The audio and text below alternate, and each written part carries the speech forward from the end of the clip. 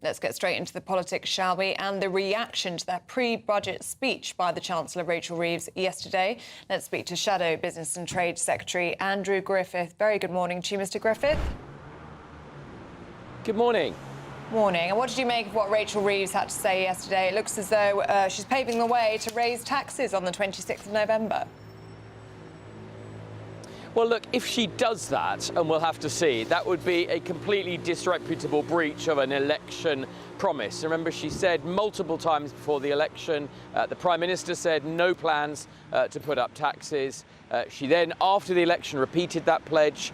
Last year, I'd argue she broke that with already her attack on working people through national insurance. But even after that, she said she had no plans to come back. The public sector need to live within its means, wouldn't put up taxes, wouldn't increase borrowing. And all of that, when she had access to the nation's books.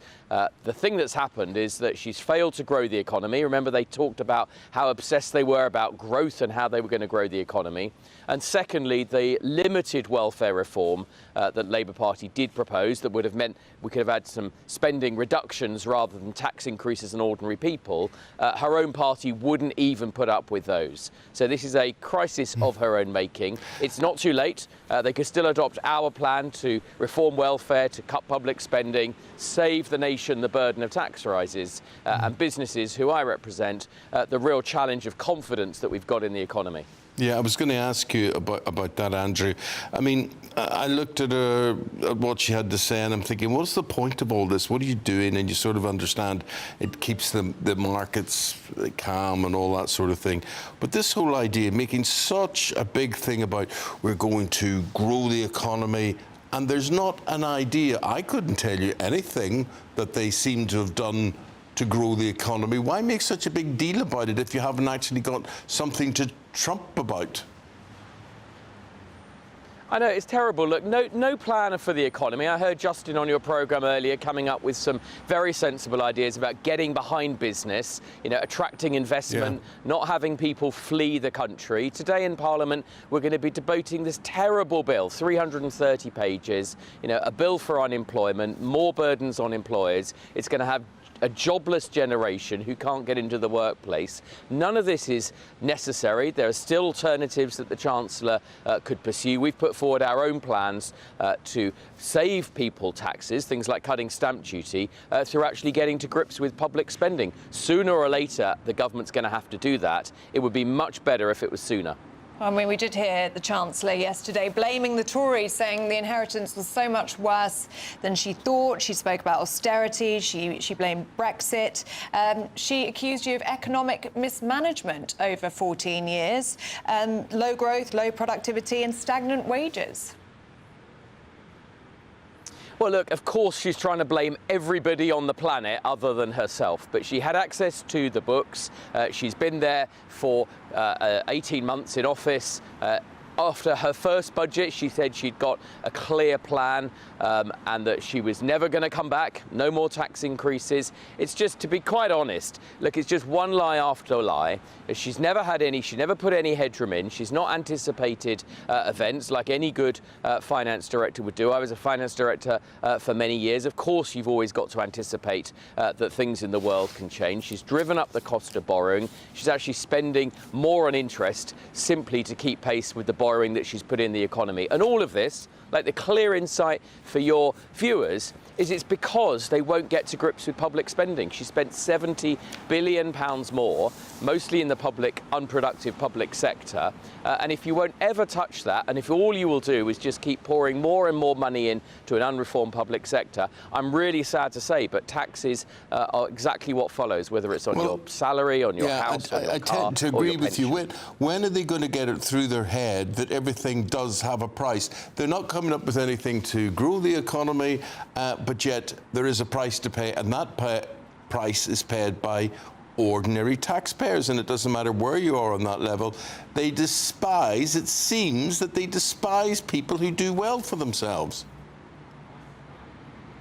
Yeah, and look, there's no economy on the planet that's taxed its way to success. We all understand that we need a safety net in society, but what you really need is economic growth. You need the government off people's backs, the state as servant, not master. You don't need to just keep putting more and more money in. We've got this crisis of joblessness already. Legislation that they're bringing forward will make that worse, not better. And the more people you've got on welfare, the more money that fewer and fewer taxpayers have to pay to support that. So, they've never had a plan. It's not hard to grow an economy, but you've got to do so by understanding what makes people tick, what makes people get up in the morning, go to work, and allow them to keep more of what they earn. Should we look at the Tory record on this, though? Because Boris Johnson was willing to break manifesto pledges. He was willing to hike national insurance back in 2021, then had the mini budget, which broke more manifesto commitments under Liz Truss. I mean, we're in a situation now where 2/3 of the British public no longer trust the Tories on the economy. You've lost that trust, so how do you even start trying to get that back?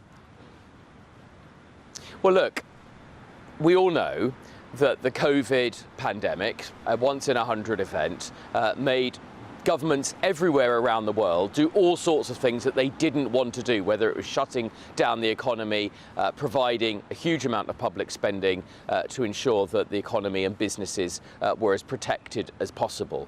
In terms of Liz Truss, the Bank of England, after the event, confirmed that 2/3 of the impact on the markets was actually as a result of their decisions. But even despite that, she took responsibility and resigned. Now, the Chancellor should take responsibility and resign because she's presided over a situation where that most important trust in politics, a sacrosanct election pledge, it sounds like she's going to breach. And if that is the case, then the Chancellor should go or the Prime Minister should sack her, not just because it's the wrong way to run the economy, but as you say, it does engender that lack of trust that we see in politics today. Can we talk about the Workers' Rights Bill, which you would like to be withdrawn? It's saying it's going to help boost the pay and the working conditions of 15 million workers. Why don't you like the sound of that? Well, look, everyone's in favour of workers' rights, but you don't help workers by driving their employer into bankruptcy, and you definitely don't help get a new generation into the workforce if employers are deterred from doing so by not having the ability to manage their own workforce. It's also not just about workers' rights. I mean, the Labour Party used that to try and smuggle through something that is essentially going back to the 1970s in terms of union rules. A right for unions to roam into people's workplaces, lower thresholds for strike ballots, longer strike periods, shorter notice strikes. It really will take us back to the sort of industrial relations that we saw in the 1970s. And I just don't think the economy can afford that. There are more competitive economies, countries out there that Britain needs to compete with. The very last thing we need is this 330-page, 120,000 words of red tape and pro-union legislation. OK, Andrew, appreciate your thoughts and comments today. We'll say goodbye to you. Andrew Griffith is the Shadow Business Secretary. Thank you very much. You have your say. Andrew's had his say. Please feel free to have your say. Get in touch with us and we will reflect that later in the programme. Here's Lauren McKevitt. Lauren's a former political advisor on this. And tell me this, Lauren, if you were advising Rachel Reeves, and, the pictures I'm seeing in the paper is, she's how would you describe her? Quite worried looking. She looks exhausted. She looks absolutely She looks frightened. And whatever, just looking at pictures of her here. Well, how would you advise her, Lauren? What would you advise her? What would you say to her? I think I'd probably start by telling her to shut every single leaker in the Treasury in a steamer trunk for the next 26 days. Because what's really not helping the government, and the reason why she had to come out and give a speech yesterday, is the sheer volume of kites being flown, of leaks and potential leaks coming from the Treasury, is having an incredibly distorted market impact on the market and on businesses who are scared about what's going to come in November. There's so many suggestions that have come into the public domain that they don't know what possibly to prepare for. And so she had to come out and give this steadying the buffs speech yesterday, which she shouldn't have had to give. but she's running a bad Treasury who don't know what they're doing. And the end result is having to come out in public and you know, now, Lauren, when you say she's running a bad Treasury, what can she do about that? And what do you mean by that? Do you mean she just go in and say, right, you guys, listen to me, watch my lips, this is what we're doing? Well, anybody who leaks gets fired. No one is flying kites in the Times just to see how they land. That's a terrible, terrible way to run an economy. How could there possibly be a leak from the Treasury saying that they're considering an exit tax? Anyone in the world who's ever introduced an exit tax will tell you that the only way to do it is to introduce it at midnight and make it retrospective to the day before. Otherwise, what you see is capital flight out of the nation. This is an incredibly silly way to approach the very many difficult decisions she's going to have to take at the end of this month.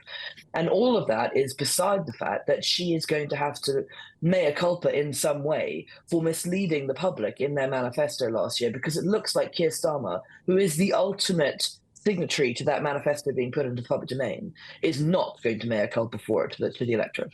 What was the point of that speech yesterday, Lauren? I mean, we were watching it for, what, 45 minutes?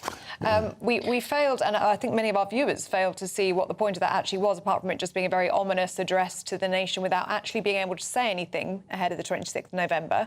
Who do you think it was for? I think in the backs of their minds, they were thinking about beginning to need to steady the markets, which, you know, actually, ironically, had the opposite effect on our market cap went down. There was a fluctuation in the pound against the dollar, and the bond market began to fluctuate again. I think she's looking at some really rough numbers in November.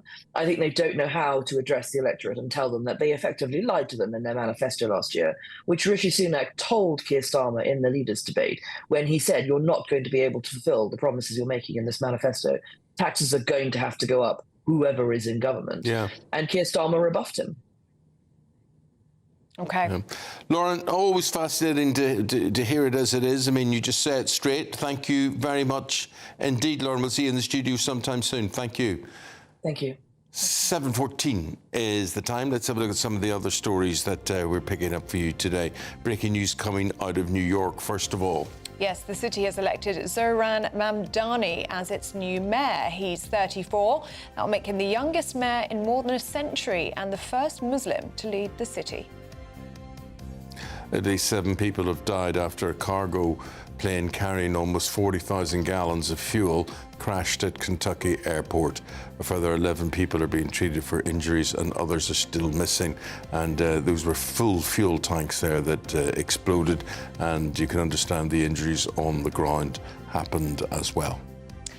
The government has announced it will cut GCSE exam times by up to 10% per student. It comes after a review of the curriculum that also recommends that students are taught about AI and fake news.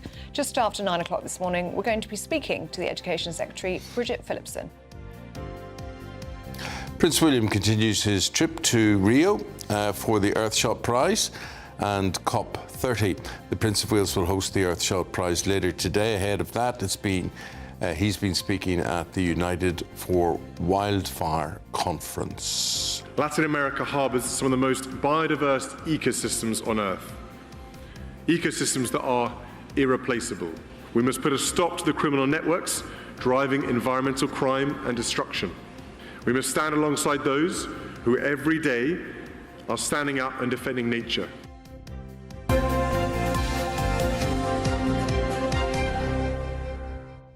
What do you think of that business of cutting exam times down by, was it 10% per student? I think it's probably a very good thing. Why? I mean, I don't know when you were at school, but some of my exams would go on for 2 hours, 2 hours 30, 2 hours 45. I mean, really long exams. You could do three hours for an exam. Yeah, you could easily, So be cutting it by 10%, I don't think it's a bad thing. Okay. If you think you've got 10, 11 subjects, that really does add up. It's a lot of pressure.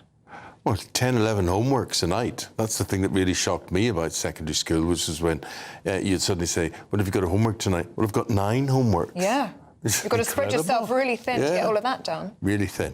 Yeah. OK, give us your view, have your say on all of that, and let's get the weather update with Alex. Good morning, Alex.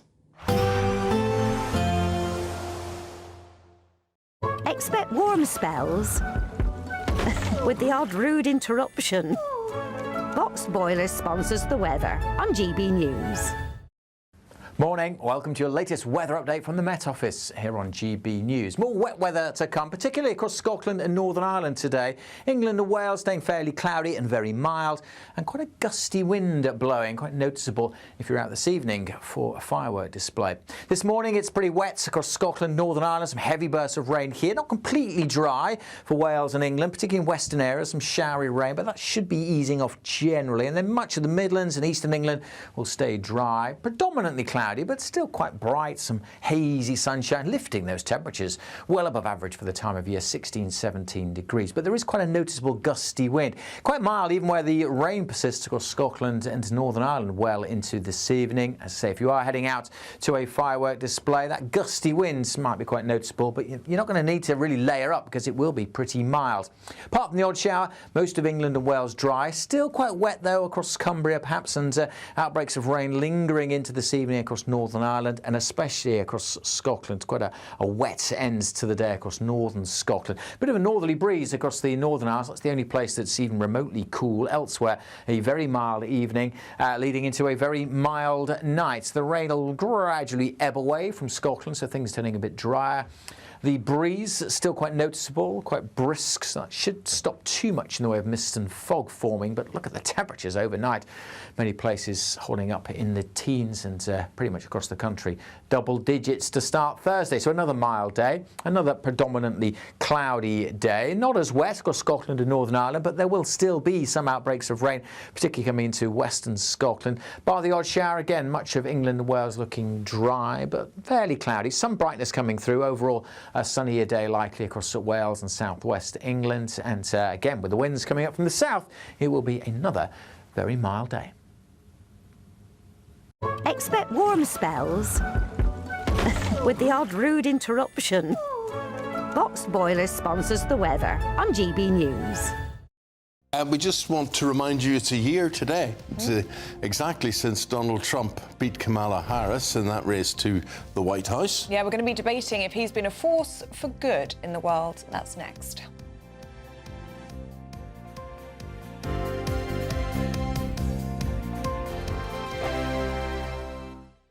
Bold. They are under no illusion. Brave. Are you a human trafficker? Boundless. I've had enough of the nonsense, and I'm not afraid to say it. Don't get this on the BBC. Every weeknight, I tear through the headlines. The smell of gasoline. Should we be worried about it? From Westminster madness to cultural war chaos. What I'm going to do now, they are throwing things out the car as we speak. Get ready, Britain. Here we go. Patrick Christie tonight, weeknights from 9 p.m, only on GB News, Britain's news channel. Hi, I'm Michelle Dewberry, and my show is your opportunity to cut through all the noise and dive in headfirst to some robust debates. Ideas clash. Situation, isn't it? No, Because the failure is... You're deliberately avoiding my point. Nothing's held back. And if you think this is the end of it, wait for more. And we do not shy away from the difficult stuff. Sometimes I want to shake people and say, if only you understood. So join me on Jubes & Co. weeknights at 6 p.m, only on GB News, Britain's news channel. You want to know what's really going on in the corridors of power? Labour don't know what to do with you half the time, and that makes you quite lethal in the chamber. Get behind the headlines with Chopper's Political Podcast. Join me, Christopher Hope, as I sit down with the great and the good of British politics. We'll see where this ruling takes us. These are the stories shaping our nation. Chopper's Political Podcast, available now on all platforms. Listen in and stay ahead. From the school run to the home run, watch a new show for all of Britain. So he can say whatever he wants. A straight talking show where all voices are heard. And, you know, when are we going to stop talking about smashing the gangs and actually do it? With the stories that matter from every part of our country. There's a bit of a crash landing there for your Chancellor. Bold, fearless and standing up for you. That's me, Martin Daubney, 3 p.m. till 6 p.m, weekdays, here only on GB News. The People's Channel, Britain's news channel. Britain was once the envy of the world, but look around. A nation that no longer knows what it is or where it's going. A country that's broken. How do we fix Britain? How do we bring it back? Friday night with Matt Goodwin at 8 p.m, only on GB News. No matter the state it's in, this is our nation. Join me, Jacob Rees-Mogg, for a genuine, honest discussion on where we have been, where we are going, and where we are with the people who set the direction. Tune in to State of the Nation every Monday to Thursday, 8 to 9 o'clock. Only on GB News. Britain deserves a newsroom that puts the facts and your voice first. Well, and that's what you get on GB News. Lively debates, lively conversation. And we're not afraid to hold power to account. And each other. So join me, Andrew Pierce. And me, Miriam Cates, for Britain's Newsroom, weekdays from 9:30 on GB News. Great British giveaway time. Yeah, it's a goodie. 40 grand in tax-free cash, £1,000 to spend on your Christmas lunch. That's going to be a great lunch. And a GB News goodie bag, all up for grabs in time for Christmas. Here are all of the details that you need. We're giving you the chance to win your entire Christmas this year paid for by us. First, we'll give you an incredible £30,000 in tax-free cash so you can have a brilliant new year. Then we'll give you a further £10,000 cash to spend on all your Christmas presents, the decorations, even the tree. Christmas lunch, that's on us too, with £1,000 in shopping vouchers to spend at your favourite supermarket. Finally, a GB News Christmas goodie bag. And the best news? You'll get it all in time for the big day.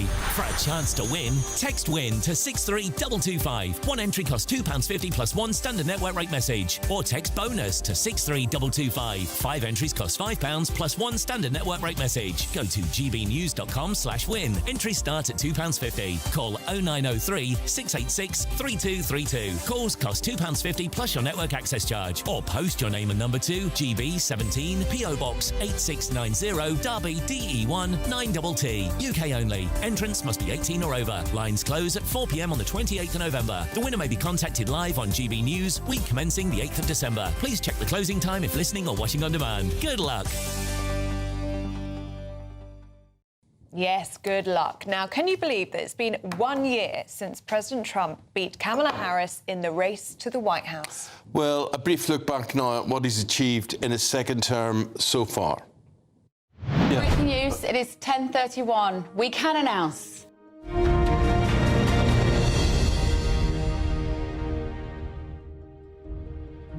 It's an historic moment. The 47th President of the United States is Donald J. Trump. Just hours after he was sworn into his second term, Trump signed a number of controversial executive orders, including withdrawing America from the Paris Climate Agreement, banning people-born male from women's sports, and renaming the Gulf of Mexico the Gulf of America. Shortly after, the president strode confidently onto the international stage. In a move that sent shockwaves through the financial markets, he began imposing trading tariffs on his closest allies. For decades, our country has been looted, pillaged, raped, and plundered by nations near and far. You think of European Union, very friendly. They rip us off. It's so sad to see. In a bid to avoid being hit by tariffs, Sir Keir Starmer headed to America for a meeting with President Trump, offered him a state visit invitation, and urged him not to abandon Ukraine in its fight against Russia. This is a letter from His Majesty the King. It's an invitation for a second state visit. The following day, Volodymyr Zelensky met with Trump at the White House, but the two leaders had a very public spat. Not in a good position. You don't have the cards right now. With us, you start having cards. Right now, you don't. You're playing cards. You're playing cards. You're gambling with the lives of millions of people. In May, Trump and Elon Musk's relationship soured after the president brought the billionaire into his inner circle, tapping him to lead the new Department of Government Efficiency. Their cosy alliance turned icy fast. In July, Trump popped over to Scotland to open his new golf course. GB News exposed the gap between both countries on issues such as illegal migration. What's your advice on the small boats crisis, Mr. President? How would you deal with it? It's about the boats coming over the channel, so we're taking a lot of action to stop people coming over the channel who shouldn't be here. We had 0 people come into the country, 0, other than coming through legal means. And free speech. What are we going to have for our Prime Minister about free speech? It's very important to people here. Well, it is, but I like your Prime Minister. He's slightly more liberal than I am, as you've probably heard. But he's a good man. He got a trade deal done. With Trump reiterating his dislike of London Mayor Sadiq Khan. I'm not a fan of your mayor. Why not? I think he's done a terrible job. A nasty person. I think he's a friend of mine. The president also gave a little nod to GB News and yours truly. We have a lot of unhappy. Who are you with? Because you're asking such nice questions. Sorry, GB News. Bev Turner from GB News. Very good. We have a lot. His love of the UK was on display again in September's state visit with First Lady Melania accompanying her husband. They were welcomed by King Charles, Queen Camilla, William and Kate at Windsor Castle.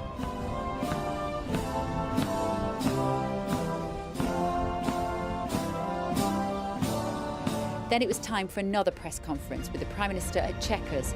And for the first time in history, a British news channel was selected by the President for his first question. Would love to call a few. If Bev, do you want to have a question? Despite what we talked about in Scotland a few weeks ago, we still have 12,000 people a year here being arrested for social media posts. Soon it was back to Air Force One and the White House, where Trump announced the arrival of the National Guard into several states to restore law and order, resulting here in Washington, D.C., in a remarkable drop in violent crime.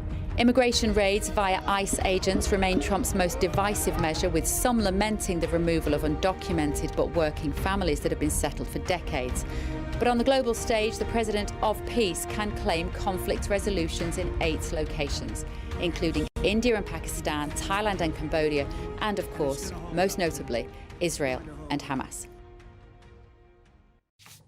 Well, as ever with Donald Trump, there is a debate over whether he is a force for good or bad. So we thought we'd debate exactly that this morning with Republican commentator Nora-Lee Knotson, who joins us in the studio, and former Financial Times journalist and the author Alan Friedman. Nora-Lee, what about this first year? What do you think?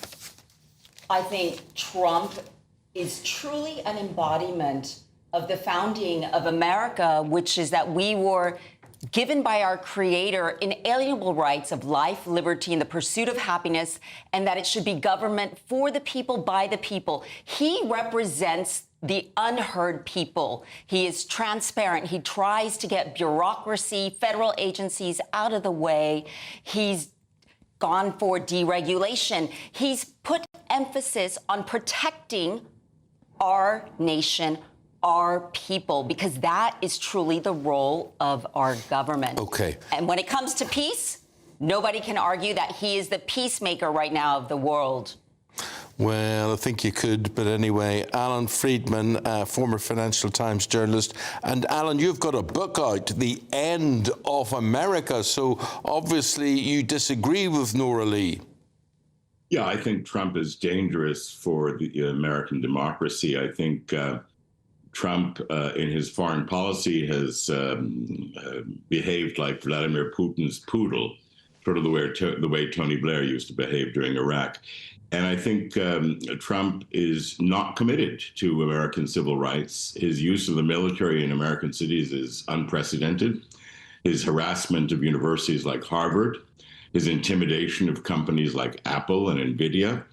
And, Britain may be able to celebrate that it only got slapped with 10% tariffs, but that's still damage to British jobs. That's job losses in the UK. That's slower economic growth. And I think Donald Trump has been repudiated in the last few hours. Let's not talk about the New York mayoral election. New York is a left-wing city, an outlier. But in places like Virginia and New Jersey, moderate, almost center-right governors were elected to the Democratic Party. I think America is turning against Trump. And I think next year in the midterm elections, we're going to see a very close race. Nora, is America turning against Trump? I would disagree that America is turning against Trump. And in fact, what you've seen is Trump is standing for America. The tariffs were a statement that you can believe in free trade, but it's a two-way street. So if other countries have tariffs on us, we have to protect our nation. We have to protect middle America that has lost a lot of manufacturing and protect industry that is important to our survival. If you go back to Jefferson, he believed in self-reliance, and Trump is focusing on America being self-reliant. Excuse me, may I answer that? The tariffs on the UK, all UK goods sold to America until January of this year, until March of this year, were 2%. Now he's jacked it up 5 times. That punishes British companies. It's not an opinion, it's a fact. And the tariff war is causing inflation and unemployment in America. There is no economic logic. Speaking as a former Financial Times banking editor, let me tell you, there's no economic basis or logic for tariffs. Historically, protectionism always is a boomerang. It always hurts the economy that's imposing it. And I think Britain, as a free trader, knows that. I would say Trump is using the tariffs for leverage. There's a lot happening in the world, and as we've seen what he's done with China right now with President Xi. He lost. He's using the tariffs as leverage. And the fact remains that Trump won a second term. He is Mr. Resilient. They have tried to kill him. He has done more in a short time as president in his second term than most presidents will do in a lifetime. The United States lost its battle with China. Trump had to back down. He was on his back foot because China restricted rare earth exports, and China won the tariff war. So Trump is basically a right-wing populist, an authoritarian, and a danger to U.S. democracy. And the American people have repudiated him in elections just held a few hours ago. I predict that next year, Trump will lose the House of Representatives as well, and they will begin impeachments. Alan and Nora, I'm afraid we're out of time, but thank you very much, both of you, for joining us on Breakfast and for sharing your thoughts. Let us know what you think on that one. Is Donald Trump a force for good or bad? gbnews.com/you'll say. And have your say throughout the programme. We will reflect what you're having to say. We're back right after this. Thank you so much for helping us to reach 8 million followers and subscribers across our social media channels. That's 8 million fearless Brits standing up for what really matters. Good morning. This is the latest AI travel news from gbnews.com. The A75 near Gatehouse of Fleet is closed due to flooding, with drivers advised to seek alternative routes. In Surrey, the M25 clockwise at Junction 7 has a traffic incident with one lane closed. Delays in Derby are reported on the A38 southbound between the A6 and junction with the A52, with 10-minute delays expected. The M40 northbound in Buckinghamshire is closed between Junction 3 and Junction 4 due to a collision. All drivers are advised to plan their journey accordingly. And on the trains, Northern buses replace trains between Corkicle and Whitehaven. For more travel news, go to gbnews.com. Exciting news. Every Friday, my Patrick Christie's Tonight Show is going to have a twist to it. We're welcoming some special guests. You. That's right, on Fridays I'm going to be doing my show in front of a live studio audience, because this show is about you and what you have to say. It's going to be the same big debates, same big topics, same big opinions. But every Friday night at 9 p.m, you are invited to come on down to Patrick Christie's Tonight to be a part of the action. Only on GB News, the People's Channel, Britain's news channel.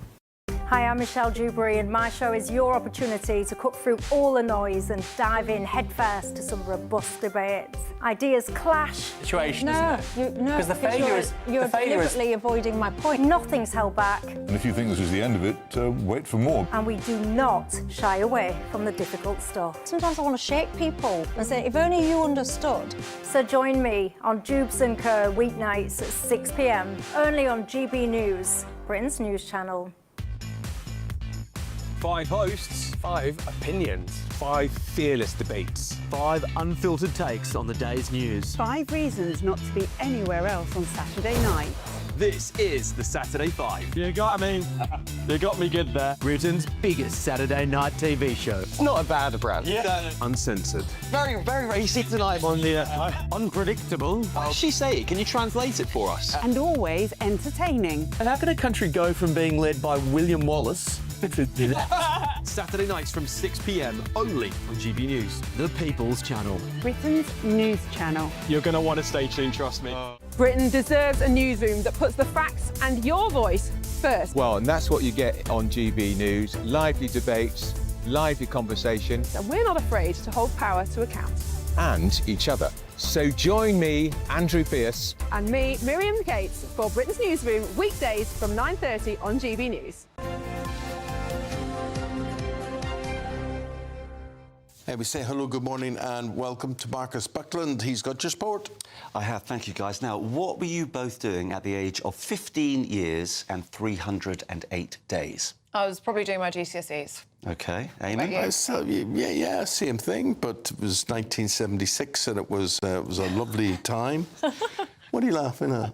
Just from the fact you know that off the top of your head. Well, it was the hot summer. Well, it is. It was the hottest summer ever. That's what age I was then. And lovely music, lovely summer. Yeah, nice time in life, yeah. Well, the relevance of that is that last night, Max Dowman of Arsenal, at the age of 15 years and 308 days, becomes the youngest ever Champions League player. Yeah, I would add to that, I would have been a child. I don't think I could have gone out and represented, a big team on a big pitch. He's quite special. Arsenal won again, by the way. They've won 10 matches in a row. They've kept 8 successive clean sheets. That's equaling a club record going back to 1902.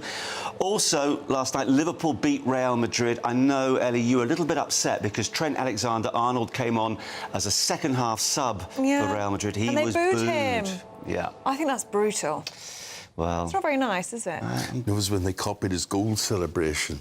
They copied that, you see, when they scored, It was a little bit harsh. It's a bit mean. But Liverpool won the game. McAllister with the goal. Thibaut Courtois had been brilliant in the Real Madrid goal up until that moment. Spurs...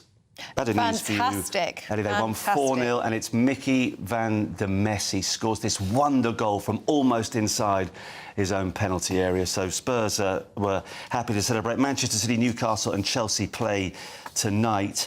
Now, in the world of tennis, they are gearing up for another battle of the sexes. Nick Kyrgios... See, this excites me. Yes, well, he's been struggling with injury, 652 in the world, but he's going to play the world #1, Aryna Sabalenka, in Dubai at the end of next month.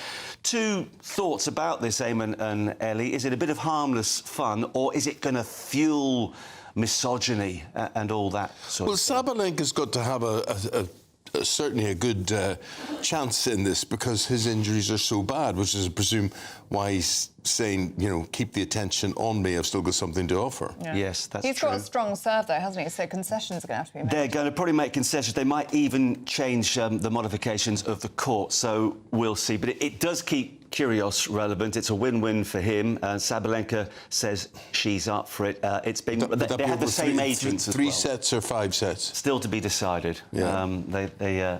They have to work out the fine details, but that's going to happen at the end of next month. I know you like your sporting birthdays, so very, very quickly, I've got 3 for you. First of all, Virat Kohli, the brilliant Indian cricketer, 81 centuries, 9,230 runs, batting average of 46.85, but of more relevance, how old is he today? 39. I was going to say 40. Closer, Ellie, just 37 right, today. Now, Bubba Watson, the golfer who won the Masters in 2012 and 2014, what birthday is he celebrating today? 50. Close? 47. Oh, you are spot on. Spot on. So we have a decider, not sporting, but a great singer, Art Garfunkel. Oh. On this Guy Fawkes Day, so he's got, his hair looks like fireworks there. It does. Art Garfunkel, well, he's got to be in his 80s. 85. Very close. 82. Oh, Eamonn steals it. He is 84. Oh, we're very close. Thank you very much indeed for all of that. Thanks, So Marcus. are you doing anything for Guy Fawkes night, you guys? Sleeping. I really want to go for a display, but maybe this weekend. What about you? We don't have them in Ireland. It's not a celebration in Ireland at all, maybe for obvious reasons. But no, so there's nothing. It's not marked, but yet you didn't mark Halloween. When I was growing up, Blue Peter, programmes like that, never recognised Halloween. And then it's all become a big thing in the last sort of 15 or 20 years. Yeah, it's true, it's true. Might be nice to get a sparkler out. I've got some sparklers in the garage. Might do that this evening. Anyway, let us know your plans if you've got any. Right, Prince Andrew, he's in line to receive a state pension, which I absolutely think he should get because it's his war pension and he served in the war. You can say what you want about him, but I think he's entitled to that. But we're going to debate that with Norman and Penny next with the papers. Back after this.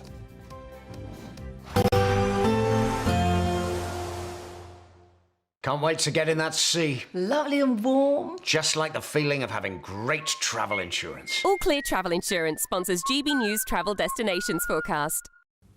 Heavy downpours likely over the northeast of Spain and southern France over the course of Thursday. Some showery rain also for the Greek islands, particularly Corfu. Much of Italy looking fine with some autumn sunshine in Rome. There's that heavy rain just clearing away from Barcelona, but bringing some downpours to the south of France. Showery rain also clearing away from the Balearics. Much of southern Spain dry and sunny. Small chance of a shower or two over the Canaries. They should be clearing away as we head into the weekend.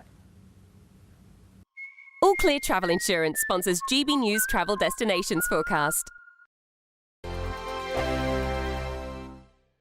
Britain was once the envy of the world.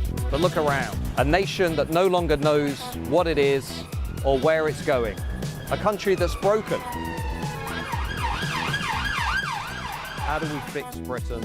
How do we bring it back? Friday night with Matt Goodwin at 8 p.m. only on GB News. Good afternoon, Britain. Weekdays from midday. Yeah, well, obviously you can't, on the one hand, say that the government is forcing everybody to go to work an hour early and then say people are welcome to go to work an hour earlier if they want to. As you say, Tom, there's a collective action problem. You know, people go to work at certain times, they have office hours, and those office hours are based on what everybody believes the time to be. So the point here is not that anybody believes that daylight savings actually creates more daylight. It just creates a daylight when people can actually enjoy it, and people tend to want their leisure and recreation after work rather than before work. It also has daylight saving time various health and well-being benefits. The reason that it was introduced during the First World War is, in fact, it does allow a certain amount of extra efficiency. You need less electricity, for example, in the evenings. You don't need to have the floodlights on during an afternoon football game and all the rest of it. So for health and well-being reasons, I'm very much in favour not just of keeping daylight saving time, but having it all year round. But also, in terms of safety for women as well, it's better for us to be walking home if it's lighter and things like that. You know what I mean? When it's really dark, it does get dark quite quickly towards the winter months. There's no problem. I mean, what is the real reason as to why this would be a problem, Peter, for the clocks to change anyway? I mean, that's fine, isn't it? We all get used to it, and then it comes back when the light sort of changes. Well, collective madness is always a problem. When people do something stupid in very large numbers, it's worrying. I mean, I find it amusing now because it's obviously impossible to persuade people that this thing is as crazy as it is. You say things like, it's better for women to be able to walk down the street when it's light. Well, no doubt it is. But the street will remain as light or as dark as it would have been before, whether you fiddle with the clocks or whether you don't. GB News, the People's Channel.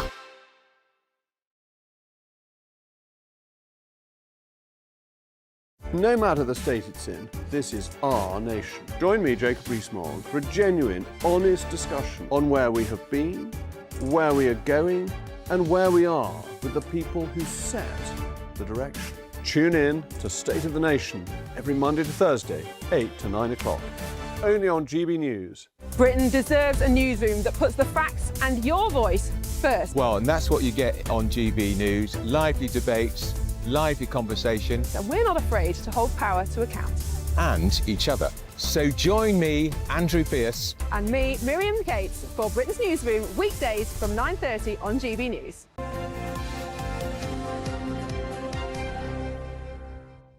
Norman Baker, Penny Smith, they're going through the papers for us today. Hello, good morning to you two. Hello. And Penny, we're going to start on something we mentioned going into the break there, and that is that Andrew Windsor is entitled to a pension.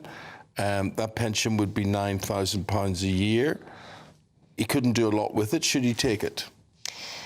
Oh, I mean, I don't know. The man formerly known as Prince, yes, as you said, it's £9,000 a year, which probably is, possibly one or two good lunches for the man formerly known as Prince. And yes, the point is, yes, he is entitled to it, but at the same time, I do think that a lot of people will be saying this sticks in the throat a bit, really, doesn't it? It sticks in the craw.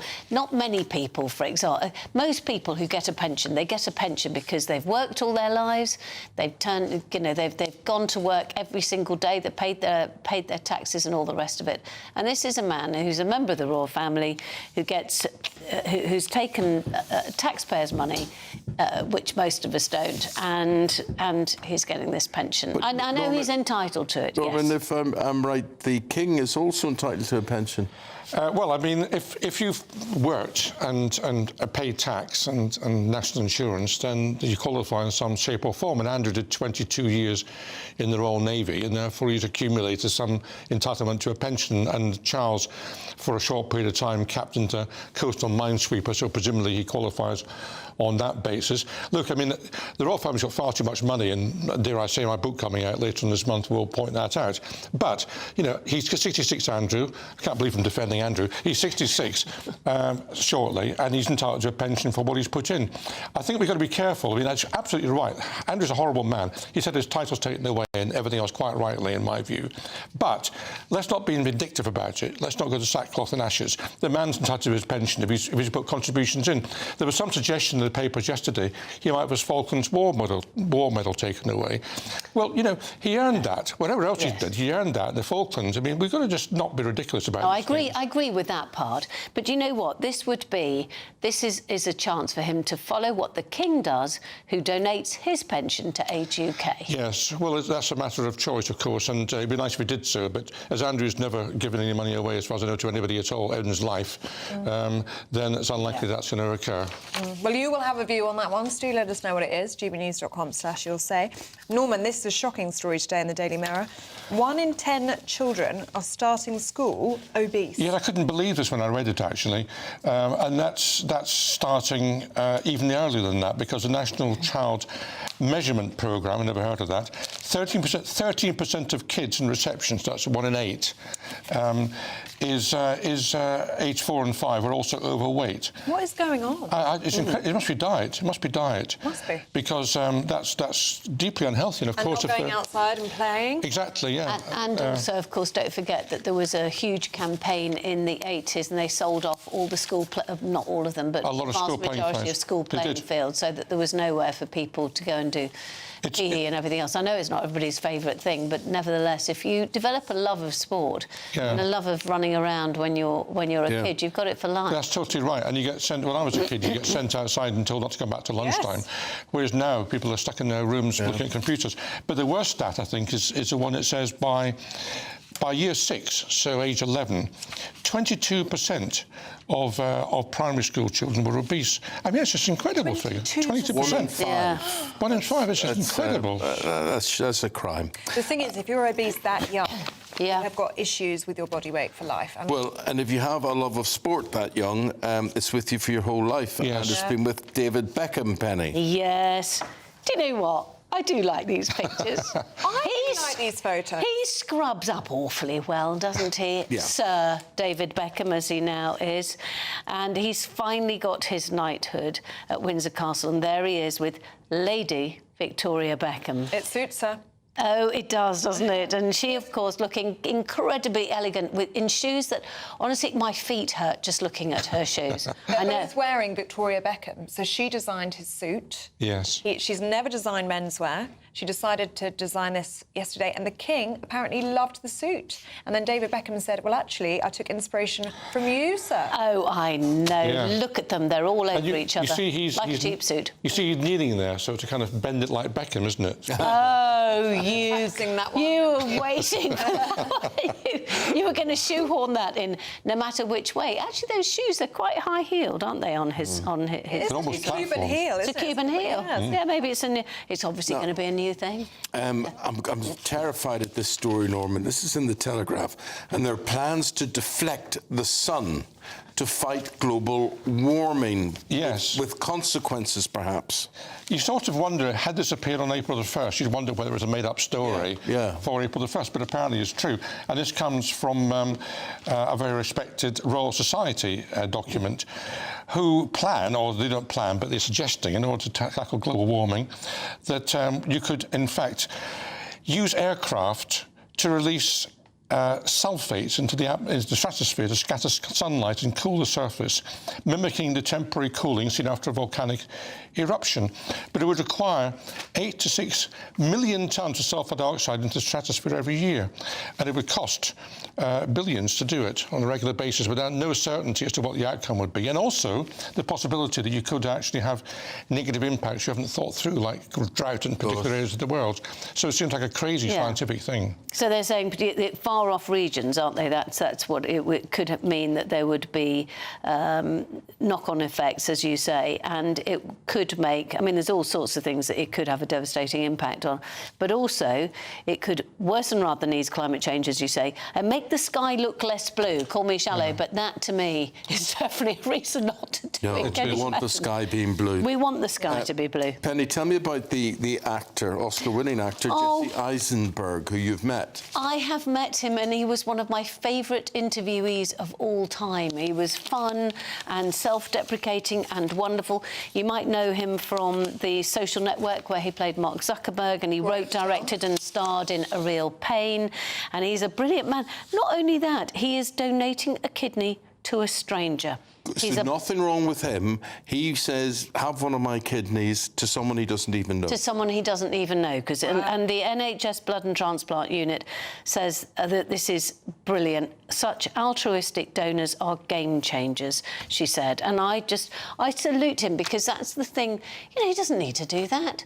And, you know, just great that people are going, you know, I can be a force for good. And we forget sometimes to actually laud the people who are doing great things in small ways. We do, and it's nice that the papers report that. And you're thinking about this guy, the LNER guard, or whatever he was on the train, who actually was a hero and prevented others being stabbed. I mean, there are some really good people around. It's good to highlight them, because we lose sight of that sometimes. Sometimes we do. We concentrate on the appalling people in this world, and sometimes we forget that the vast majority of people are good, and there are some heroes there too. What a nice man, what a humble man. OK, guys, see you again in 40 minutes' time or so. For the moment, thank you very much indeed. Well, let us know what you make of any of those stories that we've been discussing this morning. gbnews.com/you'll say. We'll try and share as many of your views as we can throughout the programme. But for now, let's get a check on the weather with Alex Deakin.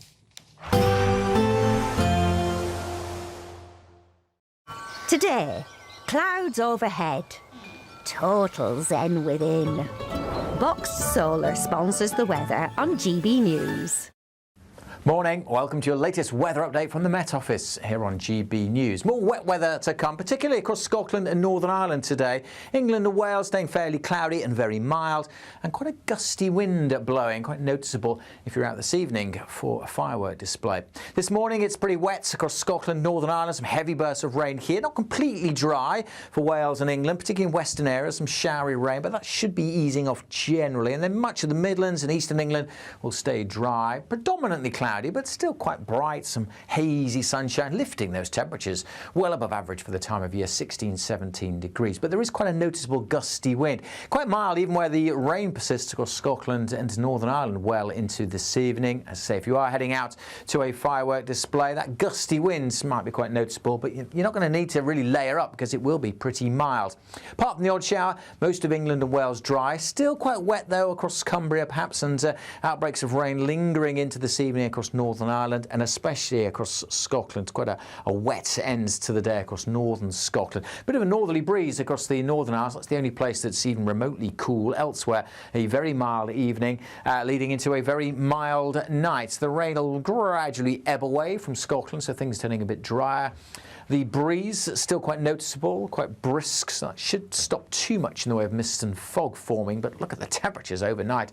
Many places holding up in the teens and pretty much across the country. Double digits to start Thursday. So another mild day, another predominantly cloudy day. Not as wet across Scotland and Northern Ireland, but there will still be some outbreaks of rain, particularly coming into western Scotland. Bar the odd shower again, much of England and Wales looking dry, but fairly cloudy. Some brightness coming through. Overall, a sunnier day likely across Wales and southwest England. And again, with the winds coming up from the south, it will be another very mild day. Today, clouds overhead, total zen within. Boxed Solar sponsors the weather on GB News. Thank you, Britain, for making us the fastest growing news website in the UK. We're truly humbled, and we couldn't have done it without you.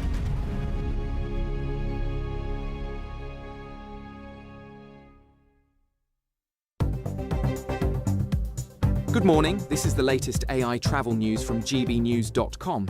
Drivers on the M4 eastbound should anticipate disruptions between junctions 38 and 37. In Barnsley and Derby, lane closures and congestion are causing significant delays on both the M1 and A38 routes. Warwickshire is dealing with a total lane closure on the M40 southbound due to an accident, while Buckinghamshire's M40 northbound is shut down following a collision. For train commuters, buses are replacing train services between Corkickle and Whitehaven, and there is no service available between Landrindod and Bynia, causing additional inconvenience. For more travel news, go to gbnews.com. We could be delivering the perfect Christmas to you this year. There's £30,000 in tax-free cash to make 2026 the best year yet. A further £10,000 cash to spend on gifts for all the family. There's £1,000 to spend in your favourite supermarket. And a festively themed GB News goodie bag. And we'll get it all to you in time for the big day. For a chance to win, text WIN to 63225. One entry costs £2.50 plus one standard network rate message. Or text bonus to 63225. 5 entries cost £5 plus one standard network rate message. Go to gbnews.com/win. Entries start at £2.50. Call 0903 686 3232. Calls cost £2.50 plus your network access charge. Or post your name and number to GB17 PO Box 8690 Derby DE1 9TT. UK only. Entrance must be 18 or over. Lines close at 4 p.m. on the 28th of November. Please check the closing time if listening or watching on demand. Good luck. At GB News, we love to hear from you, our loyal community. So drop us a line at gbnews.com/yoursay. There you can talk to each other and also to the presenters live on air. gbnews.com/yoursay, because GB News is your channel, Britain's news channel. Join me, Nana Akweer, for an informative, interactive news programme with a difference. It's fun. No, he didn't say that, Dave. I'm so surprised. I think there's an element of truth to that. Join me from 3 p.m. every weekend, only on GB News, Britain's news channel.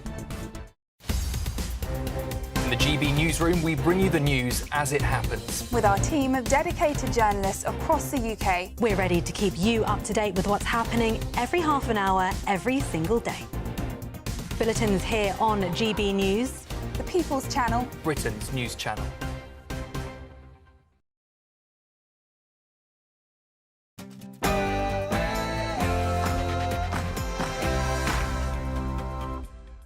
Hello there, good morning. Politicians are demanding heads roll at the BBC. It's after it was revealed that the broadcaster pushed Hamas lies and minimised Israeli suffering. So is it time the Director General, Tim Davie, resigns after a series of controversies? Are these his responsibility or those that work beneath him? In the US, New York City elects its first Muslim mayor as Zohran Mamdani promises to be Trump's worst nightmare. Tonight, against all odds, we have grasped it. The future is in our hands. And more breaking news from America. A plane crash in Kentucky has left at least 7 people dead. Those are the fuel tanks exploding. Do what is necessary to protect families from high inflation and interest rates, to protect our public services from a return to austerity, and to ensure that the economy that we hand down to future generations is secure. That's the Chancellor warning the public that everyone will have to pay more as fears now grow of a manifesto-breaking tax rise in the budget. Well, earlier we spoke to the Shadow Business Secretary, Andrew Griffith. There's no economy on the planet that's taxed its way to success. We all understand that we need a safety net in society, but what you really need is economic growth. You need the government off people's backs. Hundreds of previously closed grooming gang investigations are set to be reviewed alongside the National Public Inquiry. There are calls for more veteran support during the Remembrance season. We're going to be discussing that ahead of Bonfire night. In sport, at the age of 15 years and 308 days, Max Daumann became the youngest player in Champions League history as Arsenal beat Slavia Prague. Wins for Liverpool and Spurs as well. Tonight, Manchester City, Chelsea and Newcastle are in action. And the world number 1 Aryna Sabalenka will play Nick Kyrgios in the latest tennis battle of the sexes. It's due to take place in Dubai next month. A very mild start to the day out there again today. It'll be a wet day for parts of Scotland and Northern Ireland, largely dry and cloudy for England and Wales. A full forecast coming up with me later, including all your details for your Guy Fawkes night weather.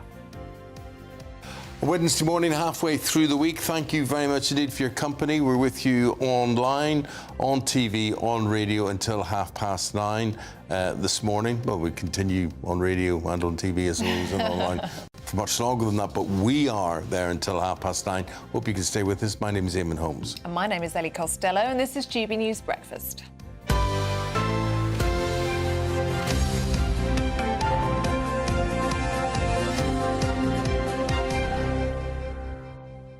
Now, the BBC is under mounting pressure this morning. Calls for senior figures, including its Director General, Tim Davie, to be sacked. But isn't there always? The BBC does one thing and it's sack them from the top and whatever it is.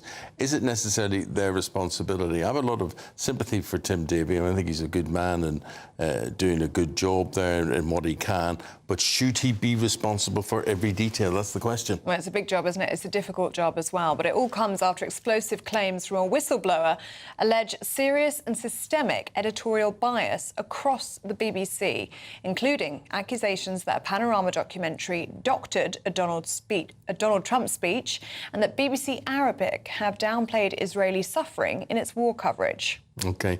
Kemi Badenoch, leader of the Conservatives, she said heads should roll. And Israel's Deputy Foreign Minister has joined those demanding that Tim Davie resigns as well. The BBC says it is investigating claims. Well, we're now joined by former director of BBC Television, Danny Cohen. Morning to you, Danny. And what do you make of these accusations? Well, I think it's a devastating report. I don't think it can easily be dismissed. I think what's so significant about it is it's an insider's account of what's been going on in the BBC. It's not external criticism. It's the report of someone, an independent journalist, who's been inside the BBC for 3 years and been part of the team looking at editorial and journalistic problems and failures. And what's clear is that he reached such a point of despair at what he was seeing and the failure of management to deal with it, that he wrote this report that ended up in the hands of government. And tell me, Danny, is that something that you would recognise from your time in charge, his criticisms? Well, I wasn't in charge of BBC News, so I wasn't part of those meetings, and I left some time ago. So I think what's happening now really is what's key. What he shows on a whole range of issues, from the misediting of the Trump video during the presidential election campaign or just after it, to the material on Israel and Hamas and other material that's likely to emerge over the next few days, is a kind of structural bias within the BBC, a liberal bias within the BBC. And you see it across a range of issues where a certain point of view on the world, a certain liberal point of view on the world, was dominating the way the news was reported and was dominating what was not reported, and which meant that certain aspects of the news, like that Trump video, the Panorama, a flagship BBC programme, there was a team there who very, very clearly misrepresented what Donald Trump had to say. They absolutely understand that, but is it right then to say, oh, that's Tim Davie's fault? Well, it sounds like you're a fan of him, Eamonn. I mean, I think what happens when editorial failure is this significant, who is ultimately responsible when it's a sustained series of editorial failures? If you just ignore it and carry on as normal, I think that's very problematic. I accept you feel differently, but from my perspective... No. What I'm saying is, whether it's you or whether it's Tim Davie, I think there's an easy thing that says, right, there's something that's happened here, the boss man has to go. And my point is, the boss man surely is so busy, does the boss man really understand, or is he across all the details that we are asking him or her to be? Yeah, so I think that would be a fair argument if it was one issue. So if there was one misedit on a Panorama programme, obviously the Director General would not be across that. But that's not what Mr. Prescott is describing. You know, when you see the report and you see the examples, he's describing a systemic failure, both in its journalism and the management and oversight of that journalism. And that's why it is a senior management issue. It's not about an individual failure. It's about a systemic problem of structural bias in the newsroom and the way that's impacting how the BBC reports. And Michael Prescott also saying that part of the issue is the way that this is handled by BBC managers, which is exactly what we're talking about now. He said that when executives are confronted with evidence of serious and systemic problems, that's become a systemic problem in itself. That's right. And that's why it's a problem for senior management and not individual journalists, because he clearly had reached a point of despair. He's a senior, respected journalist, Mr. Prescott, and he didn't write this report clearly. I don't know him, I've never met him, but he didn't write this report because he was worried about one or two failures. He was whistleblowing on a culture of failure and the failure of management to deal with that. And that's why this is really so serious. So if I've got you right, Danny, you're saying Davie should go? Yeah, he should. And of course, in another age, the head of BBC News would have already had to resign in embarrassment. I mean, we've seen it before in the BBC. I think there's a failure of governance going on at the BBC at the moment, where things as serious as this, they just put up the walls and say, we're not taking it seriously, even when the evidence is so clear. I'll just give you, if you've got a moment, a couple of interesting anecdotes which say something about this. So on BBC Arabic, which I've written on a number of times and has been the source of reporting of pro-Hamas propaganda. They've used journalists who've celebrated the October 7th attacks. Mr. Prescott reveals that one of those people appeared 500 times on BBC Arabic. He also shows a systemic bias in the way it reported stories around Hamas. When this was raised with senior news executives at the BBC, one of the things they said was, well, we're nearly as popular as Al Jazeera as a defence. So the defence was they were getting the ratings and therefore they were succeeding. You know, if the standards the BBC is expecting now to reach are to be as popular as Al Jazeera, we've got a very, very, very significant problem. And that was the kind of defence that was being mounted. And I think that's extremely serious and extremely worrying for the future of the BBC. Well, on that note, do you think the government needs to stop its taxpayer-funded subsidy of BBC Arabic? I don't doubt that for a second. The failure to reform it is an absolute disgrace. And I tell you, as a Jewish person, knowing that the BBC is funding a service which has pumped out Hamas propaganda, terrorist propaganda, and has given platform hundreds of times to people who have said things like that the Palestinians should do to the Jews what Hitler did. Those are the kinds of things some of their people have said. That those people have appeared on the service and there's been no real changes is deeply, deeply dismaying. And I think what makes that even worse now as a Jewish person is that people at the BBC have described BBC Arabic journalism as exceptional and that there's no problem with it. What we now know is they were aware of this report, the report that Mr. Prescott refers to in his report, which laid out the failing of BBC Arabic. And yet senior management at the BBC have been telling the Jewish community, nothing to see here, exceptional journalism created by BBC Arabic. Well, saying it as it is, former BBC TV executive Danny Cohen. Thank you very much indeed, Danny, for speaking to us this morning. We're just going to ask people at home watching and listening, what did you think of what Danny's had to say? Have your say this morning. Thanks, Danny. Now let's head over to the US, where Zohran Mamdani has won the New York Mayoral Election and becomes the first Muslim mayor of the biggest city in the US. The self-described democratic socialist was relatively unknown just a few months ago, but he now promises tax millionaires to pay for his expanded social programs. Here's what he had to say following his victory. Tonight, against all odds, we have grasped it. The future is in our hands. My friends, we have toppled a political dynasty.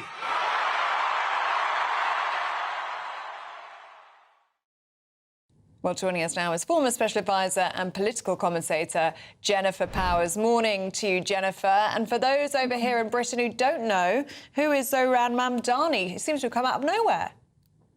Yes, well, America and New Yorkers in particular are not surprised, but will learn to become shocked by the election of Mamdani overnight.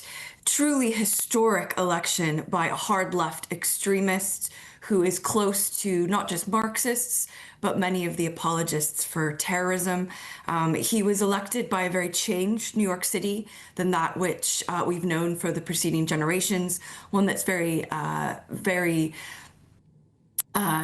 changed by the number of people from across the US that have moved into New York recently and really changed the electoral makeup of the city. Right. So what do you think he can do? What is his power? What can he actually change in New York over the coming years? Well, that's a really good question. I mean, first of all, I think the climate will change in New York, especially for the Jewish community, literally overnight, because of his very strong and very public anti-Zionist views. So I think it will have an immediate effect on community relations and on the perception of safety by some segments of the New York population. I do think, New York is such a bully pulpit. He will have such a big platform to express his views and to shape the views of, America and wider public with regard to politics. And then in terms of what he can do specifically for New York, well, we could look at what he's been saying about schools in terms of shutting down programs for the gifted and talented, wanting to expand social work, which may sound great, but it's going to be at the expense of policing. Now, New York City has one of the best trained, most effective police forces in the country. Indeed, they pull their guns far less than any other police district, urban police district in the country. So they're very, very well trained. And I think we're going to see huge repercussions for the New York Police Department, with many police officers either leaving the police force, putting public safety at risk, or indeed that sort of, staying in the squad car, refusing to go out to calls and go into dangerous situations because they're concerned what may happen to them with the New York administration led by the hard left Zohran Mamdani. So big changes in the Big Apple, which is now the Red Apple. A meteoric rise from Mamdani, though. I mean, as we were saying, it came out of nowhere. He's all over social media. His campaign videos have been going viral. He speaks something like 5 different languages. He's been doing campaign videos in Spanish to the Latino community in New York. He's really popular among young people. I mean, it's incredible the way that he's harnessed social media, really, and clearly it's paid off. Absolutely. He's a fantastic campaigner. He's a fantastic, very fluent communicator. He's managed to tap in and create momentum within different constituencies, different ethnic groups within New York City. So, all credit to his campaigning prowess and the ability to really create huge excitement within some sections of the New York population. Yeah. But I don't think we can gloss over his hard left extremist ideology, which really marries an anti-Zionism with a modern Marxism. It is in the picture, Jennifer. We've got to leave it there. Appreciate it. The time now, 8:15.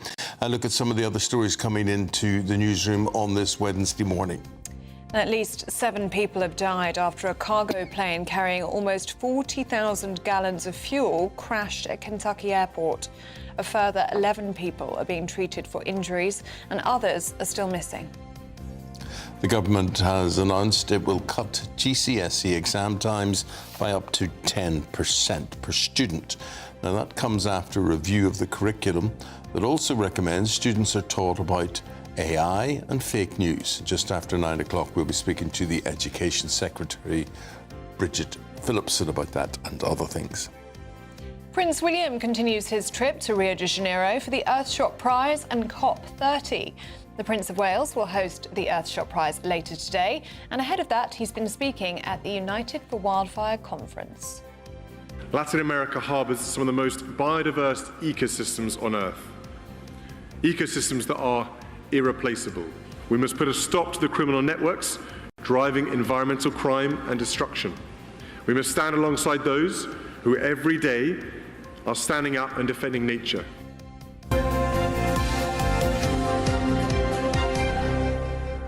Well, that business of talking about AI, teaching kids about AI, I wouldn't want to be doing that. I was watching last night on my video, my computer on Instagram, an audition by Marilyn Monroe, the film star, for Star Trek. And she was with Mr. Spock. All right. And there she was in her yellow uniform, Spock was in his blue one, and then this very funny conversation took place. Thing is, I have no idea if that's true or not. I looked at that and I thought, what year did she die? And what year was Star Trek made? Work it all out, yeah. Yeah, and I'm thinking, I don't think this adds up at all. And it was something very natural about it. And I found this device on, I don't know where you find it, it's there anyway. And I can take still pictures like I took of my mum and dad. I took of me and Man United footballer Harry Maguire. And you can press it, I can animate for 10 seconds. And it brings it to life. And it brings it to life. And very interesting, very amusing.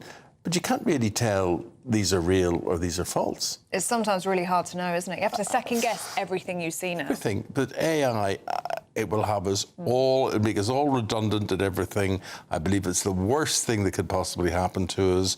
You won't be able to tell the difference between what is truth and what is lies. Well, that's why they're talking about modernising the curriculums, that you can spot what a fake is. You can't spot. This is the future. This is the future, and the kids are growing up. Let me show you my Marilyn Monroe, and then you can see that you see what I think. Can't spot. Okay. Weather update, Alex Deacon with that.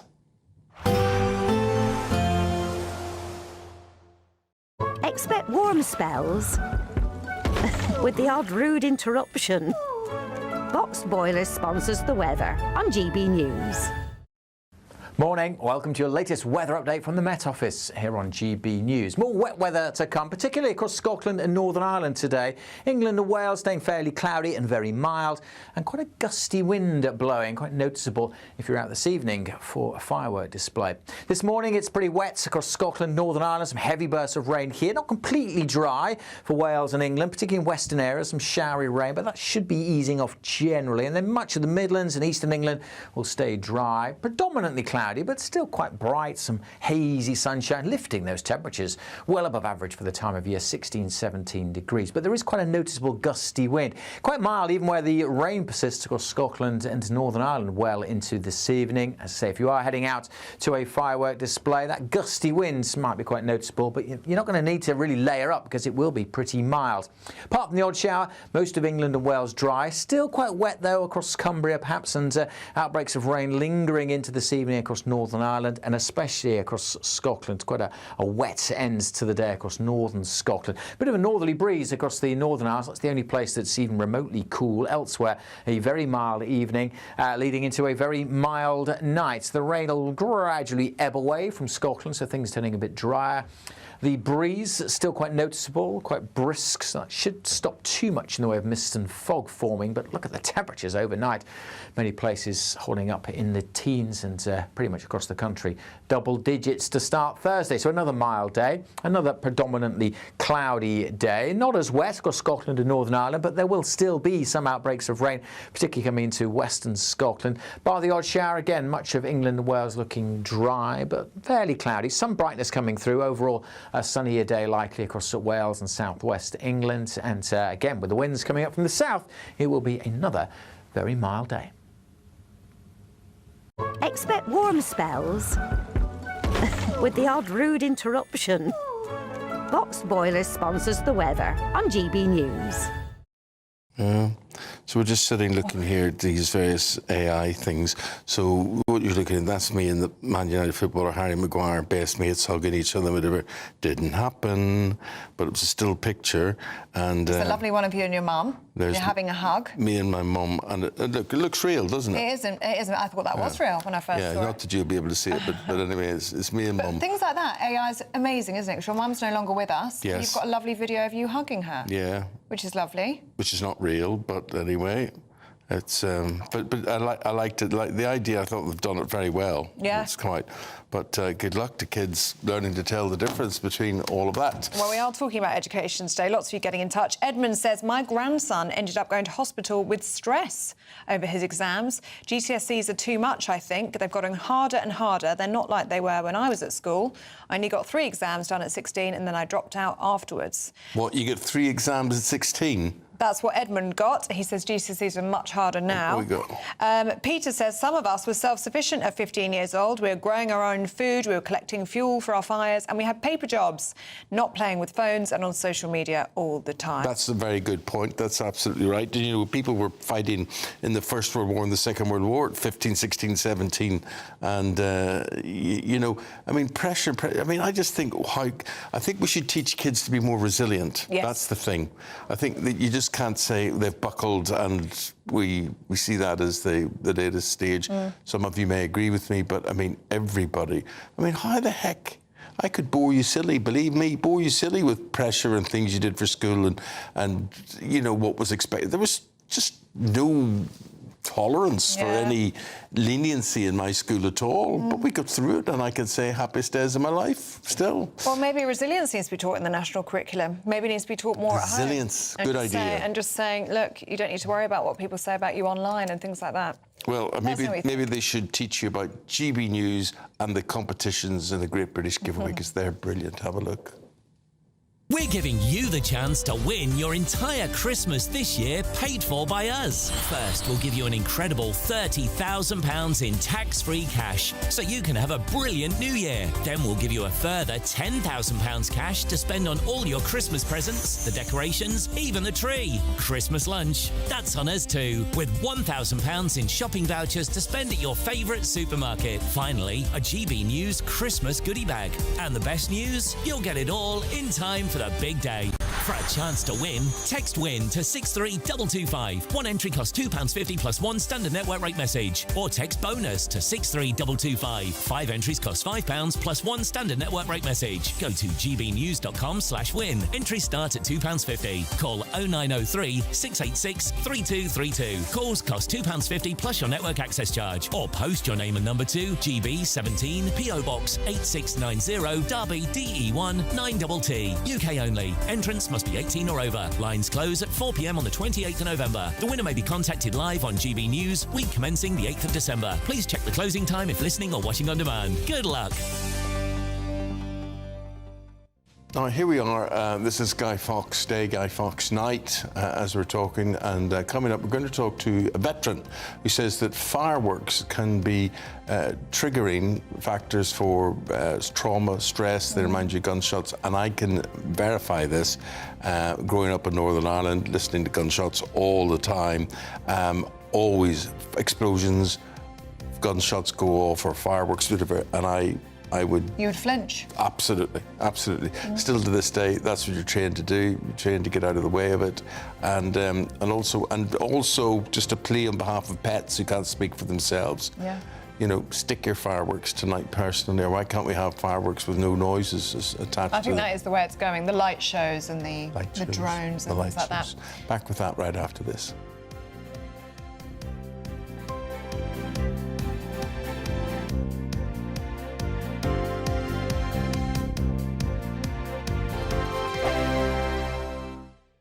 Westminster, the ultimate clique. And you're fighting like rats in a sack. But here on the Camilla Tominey Show, we ask the questions the establishment media is too scared to ask. OK, let me ask you a straight question, because I know you're a straight-talking politician. Whether it's net zero, illegal immigration or law and order, nothing is off limits. You have the power then. Yeah, as I And say, now you've lost it. That's the Camilla Tominey Show, a politics show that's fearless. But no, let me finish my question if you don't mind, because it is my show. Sundays at 9:30, only on GB News, the People's Channel, Britain's news channel. Good afternoon, Britain. Weekdays from midday. We do have problems in the UK at the moment, but I will say I don't think it's all doom and gloom. We have great safety nets here, strict protections to protect and help children. We have free education ranking 4th in the world for universities as well. Free NHS, dodgy as it may be sometimes. And we also have a lot of culture, history and green spaces, which I think is really important. 74% of children said that they can walk to a park or green space near them. So I don't think it's all that bad, but I do think we have lost our sense of community, and that's something that we need to work on. Why do you think it is that so many fewer people are having children now? I mean, the birthing, the sort of fertility crisis that this country has entered into, to be fair, matching basically all of the developed world, fewer and fewer people are having children. I don't think it's just about the money. I think there's actually a huge social media rise of child-free influencers. I don't know if you've seen any of these, but they're just very anti-children. They call them dinks. Have you heard of dinks? Double income, no kids. Oh, yeah. It's very interesting. And I think it's, you know, we look at somewhere like Somalia, where they have around average 5 children per family. They have virtually no benefit system, no pension system. Their children are their pension. And so I think in the UK, maybe we have too many options. People, I'm not saying it's all avocado on toast, but I think people are just really not seeing it as a popular option. GB News, the People's Channel. In the GB Newsroom, we bring you the news as it happens. With our team of dedicated journalists across the UK. We're ready to keep you up to date with what's happening every half an hour, every single day. Bulletins here on GB News, the People's Channel, Britain's news channel.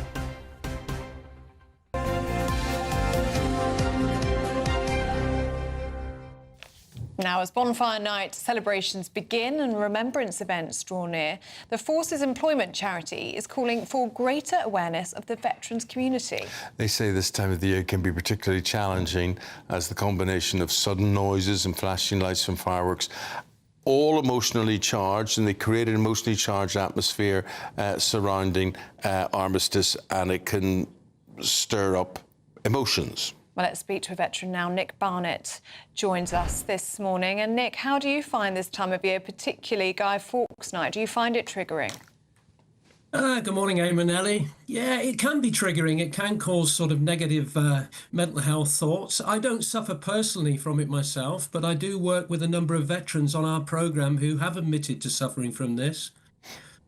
Yeah, Nick, I was just recounting earlier on how growing up in Belfast during the Troubles and how you ducked when you heard rifle shots or bomb explosions or anything like that.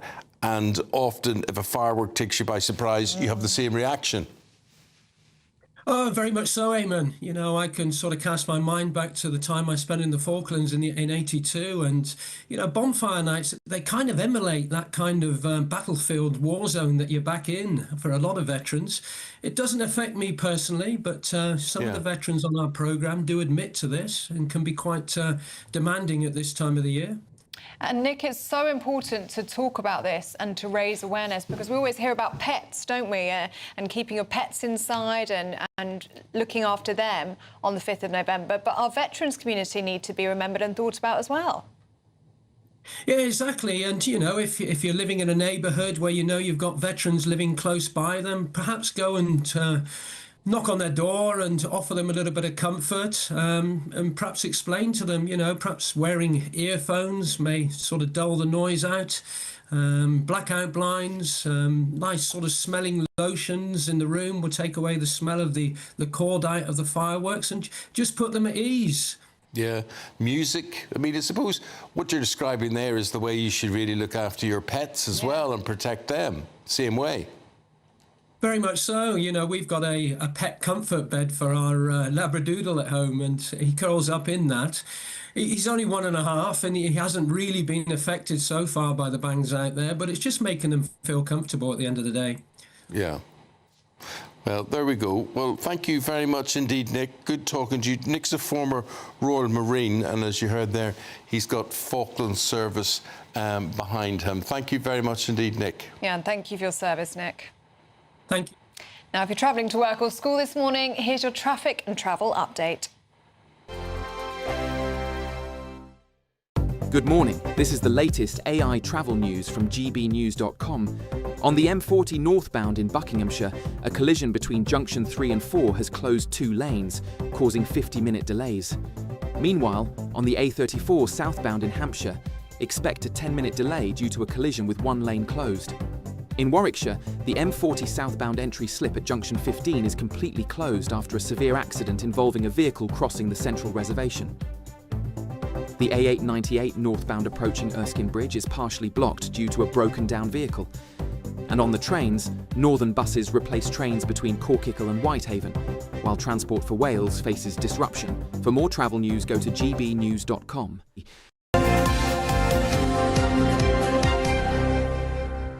Still to come, hundreds of previously closed grooming gangs investigations are set to be reviewed. Across all of that, Charlie Peters next. Hope you can join us. Westminster's full of talk, but out here, it's the real world. Am I allowed to talk then? No, that's it. This is where it matters, real people and real lives. That's what politics is all about. The fact has Trump made a good start? No. Straight answers, no spin, and just a couple of pints. How many fingers have I got up? About 10. So join me for Lee Anderson's Real World every Friday at 7 p.m. only on GB News. The People's Channel, Britain's news channel. You want to know what's really going on in the corridors of power? Labour don't know what to do with you half the time, and that makes you quite lethal in the chamber. Get behind the headlines with Chopper's Political Podcast. Join me, Christopher Hope, as I sit down with the great and the good of British politics. We'll see where this ruling takes us. These are the stories shaping our nation. Chopper's Political Podcast, available now on all platforms. Listen in and stay ahead. Decisions made in Washington aren't just shaping America, they're shaping Britain too. From migration to global security, from crime to health. Whatever happens in the White House today will be felt in your town or city tomorrow. That's why The Late Show is live from Washington, D.C. Cutting through the politics to show you what it all means for Britain. The Late Show live every night at midnight. Only on GB News, Britain's news channel. Bold. They are under no illusion. Ray, are you a human trafficker? Boundless.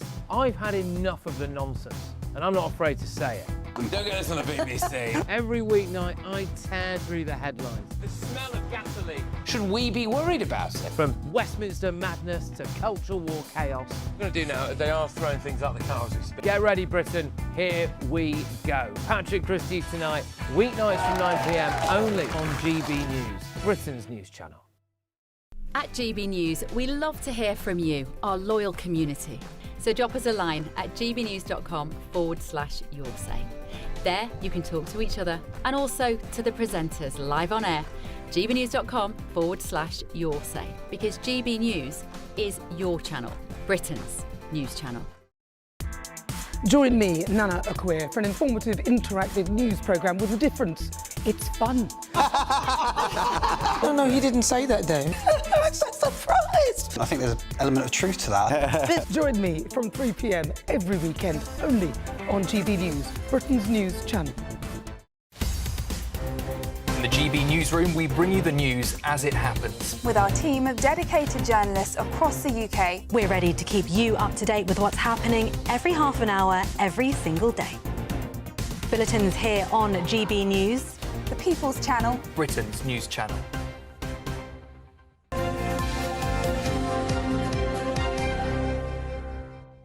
Hundreds of previously closed grooming gang investigations are being reviewed by the National Crime Agency. Yes, under Operation Beacon Port, the NCA is reviewing 263 cases where police forces and the CPS took no further action against suspects between January of 2010 and March of this year. The National Police investigation was one of Baroness Louise Casey's 12 recommendations following her rapid audit of the grooming gang scandal in June, and it comes as the national inquiry faces further delays. Let's talk to our national reporter, man across the story from the start, Charlie Peters. 239 is a lot of cases. The inference being what? Why are they looking at them again? That they don't think they were investigated properly, or they may not have been? Human error is the briefing they gave journalists yesterday morning at the NCA. That could have been a significant cause behind them. But we've seen so many times, Eamonn and Ellie, why the police forces and also the Crown Prosecution Service, because of course this is a system-wide failure, have struggled to progress these cases, and human error is one of the reasons that the NCA has given. The National Crime Agency looking into 236 previously closed cases, and they're running from January the 1st of 2010 until March the 31st of this year. So that's the time frame they're looking at. But we know that this scandal runs for decades beyond the 1st of January 2010. Now, the Rotherham MP Sarah Champion told me last night that this is just the tip of the iceberg, what we're seeing here. But it does also show that with the government's announcements in June, put forward by Baroness Louise Casey, those 12 recommendations, as you know, there's been a lot of talk, a lot of discussion about things they could do. This is action. This is leading to action. Cases are going to be reopened that were not progressed previously. And I think for a lot of victims and survivors, this is the first moment of tangible action that they can reflect on since that big announcement in June. Because as you said, Eamonn, the National Inquiry itself is in crisis. We've had several victims and survivors quitting a government panel. The two leading candidates to be chair, they've also both quit. Finding a replacement candidate could take several months. So while that's going on, there is some positive news coming out now that these cases are going to be reviewed. There's also a bit of information that the National Crime Agency gave us yesterday, which I think is very interesting. That they're working on a greater understanding of these group-based child sexual abuse and exploitation cases as being an understanding of serious and organised crime. Now, this is something that GB News has been talking about for a long time, the overlaps between these abuse networks, how they're not localised and isolated communities of abusers in northern or towns in the Midlands. This is a national issue, and these groups are overlapping, often with other forms of criminality. When they're abusing children, they're also running drugs and they're running guns. This overlap has been a consistent part of our findings. It's very interesting to see the National Crime Agency now openly saying that this is what they're directing. I have to say, the 236 cases we're looking at, it's part of around 1,270 that are under wider review. That's come from just 23 police forces, and this is only at England and Wales. But the NCA has also done another quite significant step as part of this work. It's issued an order under its Director General through the Crime and Courts Act of 2013. That was the Act of Parliament that established the NCA, but also gives the Director General at Britain's FBI this quite unique power to issue directives to the Chief Constable of every other police force in the country. And that's what he's done. He's gone out and said that you need to take a new understanding of this issue, in particular the collection of ethnicity. So we're seeing a new direction in how these sorts of cases are approached by the police, and also many historical cases under review. Thanks for the update, Charlie. Really appreciate it. Thanks. Thank you very much indeed. It's coming up to 20 minutes now to 9. Do stay with us. Still to come, a Rawsome display has come to the National History Museum. Very good. Ahead of the festival period, we're going to be hearing about that. And today's top stories next with Penny and Norman. But first, here's your forecast across Europe.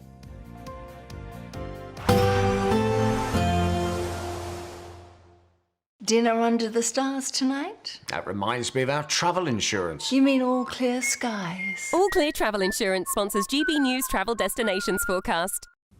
Heavy downpours likely over the northeast of Spain and southern France over the course of Thursday. Some showery rain also for the Greek islands, particularly Corfu. Much of Italy looking fine with some autumn sunshine in Rome. There's that heavy rain just clearing away from Barcelona, but bringing some downpours to the south of France. Showery rain also clearing away from the Balearics. Much of southern Spain dry and sunny. Small chance of a shower or two over the Canaries. They should be clearing away as we head into the weekend.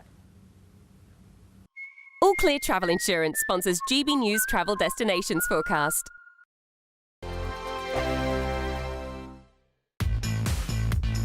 5 hosts, 5 opinions, 5 fearless debates, 5 unfiltered takes on the day's news. 5 reasons not to be anywhere else on Saturday night. This is the Saturday 5. You got me. You got me good there. Britain's biggest Saturday night TV show. It's not a bad brand. Yeah. Uncensored. Very, very racist tonight on the unpredictable. What does she say? Can you translate it for us? And always entertaining. And how can a country go from being led by William Wallace Saturday nights from 6 p.m. only on GB News. The People's Channel. Britain's news channel. You're going to want to stay tuned, trust me. Sir Jacob Rees-Mogg's State of the Nation, Monday to Thursday from 8 p.m. But I saw in that incredible ancient ceremony how it and our traditions held the country together. It wasn't just the proclamation at St James's Palace, it was the wave of them that then spread around the country. It involved all of us, it reminded us who we were, and it galvanised support for the new king. And I thought, this is just incredible. And then I started to think about, actually, all of these things have been arrived at and our amazing uncodified constitution, which is written down, but in about 400 different places. It's all held together by these rituals and these ceremonies and customs. And even our law is devised that way. And actually, the conclusion I came to is that these things are really important. I think we don't really recognise, we like them, but we don't really recognise how fundamental they are to our reliability, our dependability as a nation, and our ability to cope with change. They celebrate service and duty. They celebrate sacrifice. They are based around, I would say, the values of the nation. And most of them, in fact, I think all of them, are funded not by the public sector. It's not local authority grants doing this, it's local traders. In terms of the local traditions and customs, the madder the better, as far as they're concerned. And I think this points to another element, that the absurd and our sense of humour. It's the only thing we take really seriously in this country. So I think that is fine. But I think we do adapt these traditions. They do modernise. GB News, the People's Channel. At GB News, we love to hear from you, our loyal community.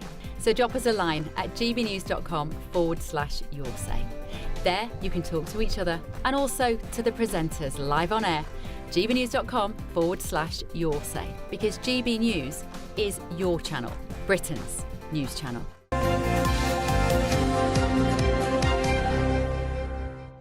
Penny and Norman are back with us to give their opinions on stories that are catching their eyes this morning. And one that caught my eye, guys, appeared on my Instagram and I questioned it. It looks real, sounds real, but I was thinking, I'll tell you what I was thinking after we see it. So this is an audition for the actress Marilyn Monroe for Star Trek. Okay, let's have a look.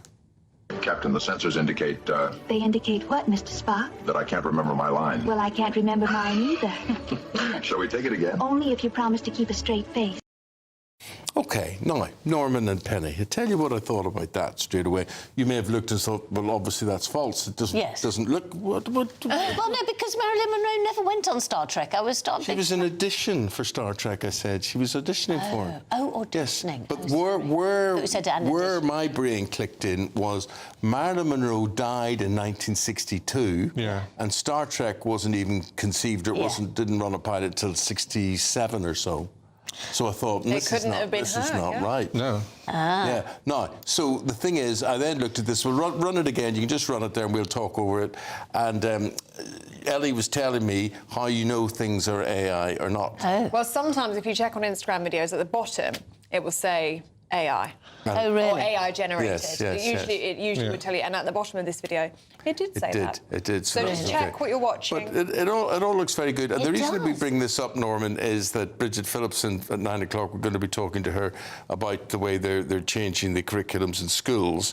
And one of the things they're going to get kids to do is to recognise whether something is AI generated or not. Goodness. Which my point is easier said than done. Well, I think that's right. I mean, skill, though, aren't they? it's important to be able to do that, and it's important because otherwise you can't believe anything you see. And if you see an AI-generated segment of, say, Keir Starmer talking to Xi Jinping, I mean, is that happening or isn't it happening? You completely lose confidence in what you're seeing.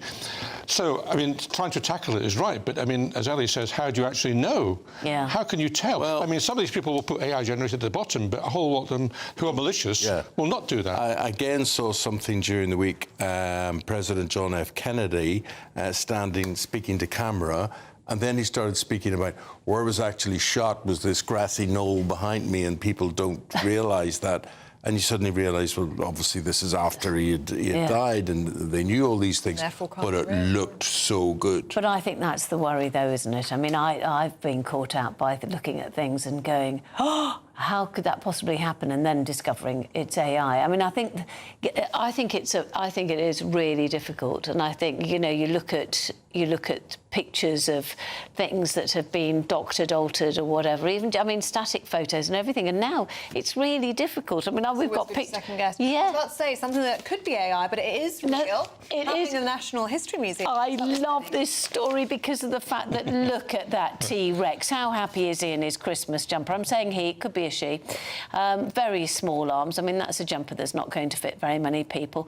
But this is because they have a Christmas jumper range at the Natural History Museum. How cool is that? His bottom looks really... How weird is that? I think his bottom looks really cold because he's only got a jumper. Well, they should... He looks a bit like Winnie the Pooh, doesn't he? They need to put some trousers on. They need some kind of item there. But it's have we got a picture of this? It's T-Rex in a Santa hat. If not, there it is. There it is. Santa Claus is in town. Oh, look at it. Very good. But it is, his bottom looks really cold and a bit chilly. Bless him, though. Into the festive season. Very nice.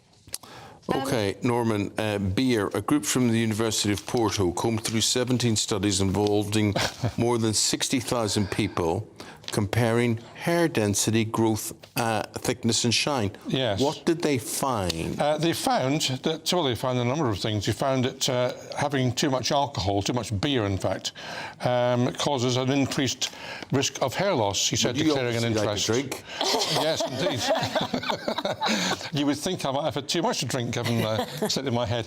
But no, I mean, the other thing it said about this story here, which is that I don't know if you have to believe these stories or not. This is AI in print, almost, isn't it? Yes. This is last month. Doctors warned that hot showers were contributing to people going bald. Hot showers, really? So they say. Scalding your hair off. The thing that I do agree with them, surely, is, I mean, it doesn't really matter whether it does or doesn't, is that they say broccoli and kale are very good for anti-inflammatory and antioxidant effects. And you just go, yeah, I mean, that makes sense. Eat veg. Yeah. That makes sense. What they also say, I have to say, Ellie, is that experts have also warned against tying hair up into a bun too often because it causes traction alopecia. Yes, so it says here. Do you know that? I've heard of that before. And talking of vegetables, actually, can I just do a story that I do, because I love a legume. So do I love a bean.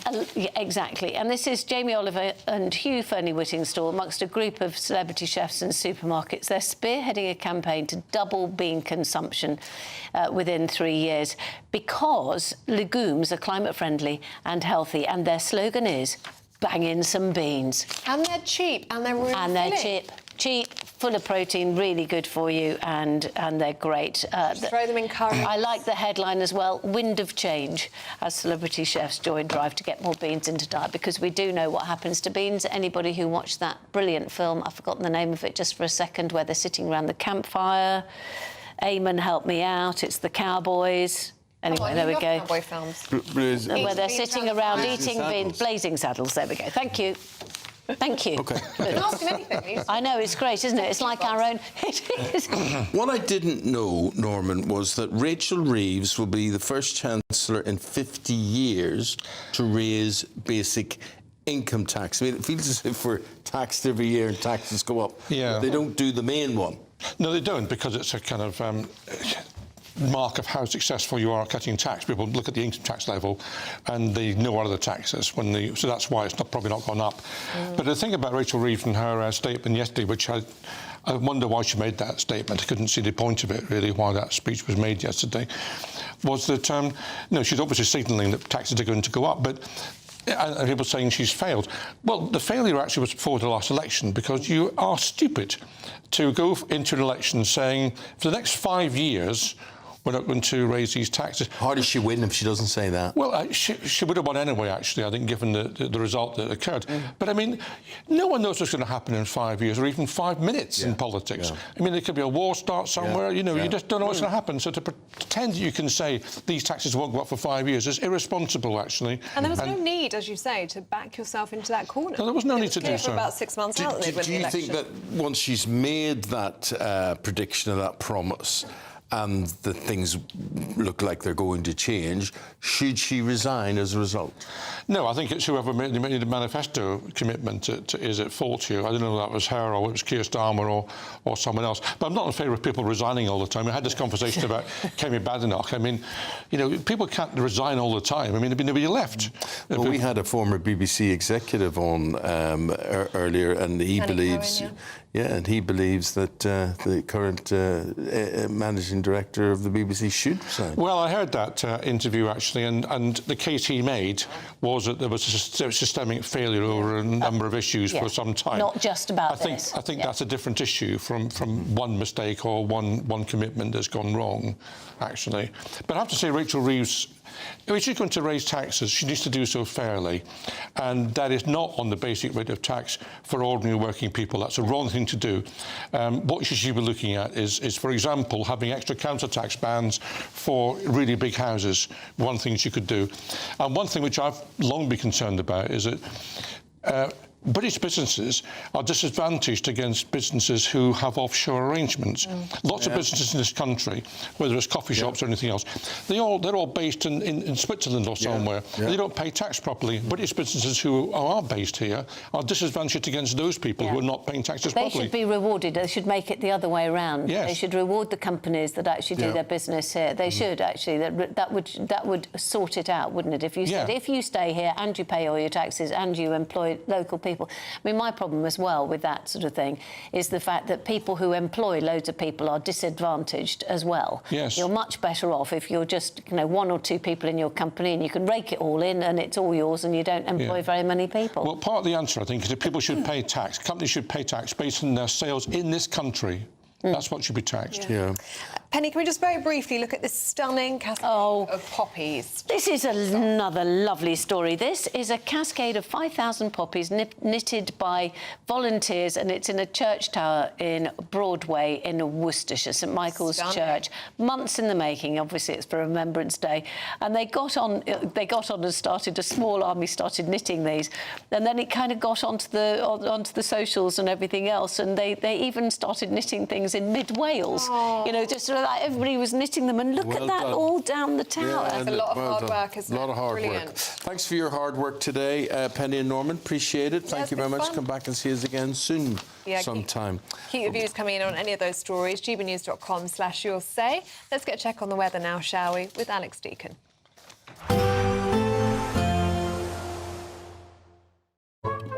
Today's outlook: cool, calm and completely horizontal. Boxed Aircon sponsors the weather on GB News. Morning. Welcome to your latest weather update from the Met Office here on GB News. More wet weather to come, particularly across Scotland and Northern Ireland today. England and Wales staying fairly cloudy and very mild, and quite a gusty wind blowing, quite noticeable if you're out this evening for a firework display. This morning it's pretty wet across Scotland, Northern Ireland, some heavy bursts of rain here. Not completely dry for Wales and England, particularly in western areas, some showery rain, but that should be easing off generally. And then much of the Midlands and eastern England will stay dry, predominantly cloudy cloudy, but still quite bright, some hazy sunshine, lifting those temperatures well above average for the time of year, 16, 17 degrees. But there is quite a noticeable gusty wind, quite mild even where the rain persists across Scotland and Northern Ireland well into this evening. As I say, if you are heading out to a firework display, that gusty wind might be quite noticeable, but you're not going to need to really layer up because it will be pretty mild.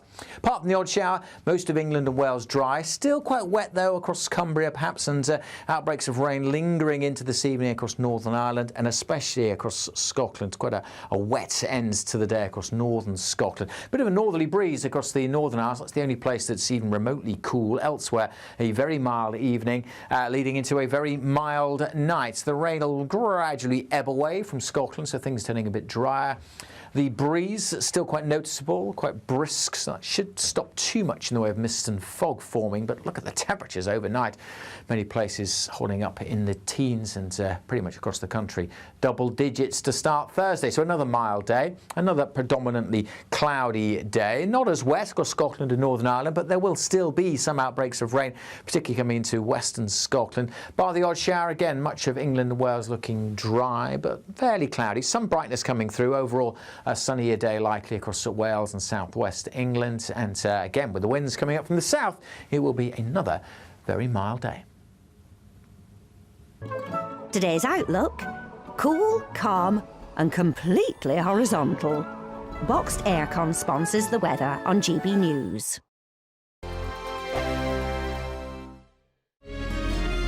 Thank you, Britain, for helping us reach 8 million followers across social media. Thank you for making us a part of your daily life.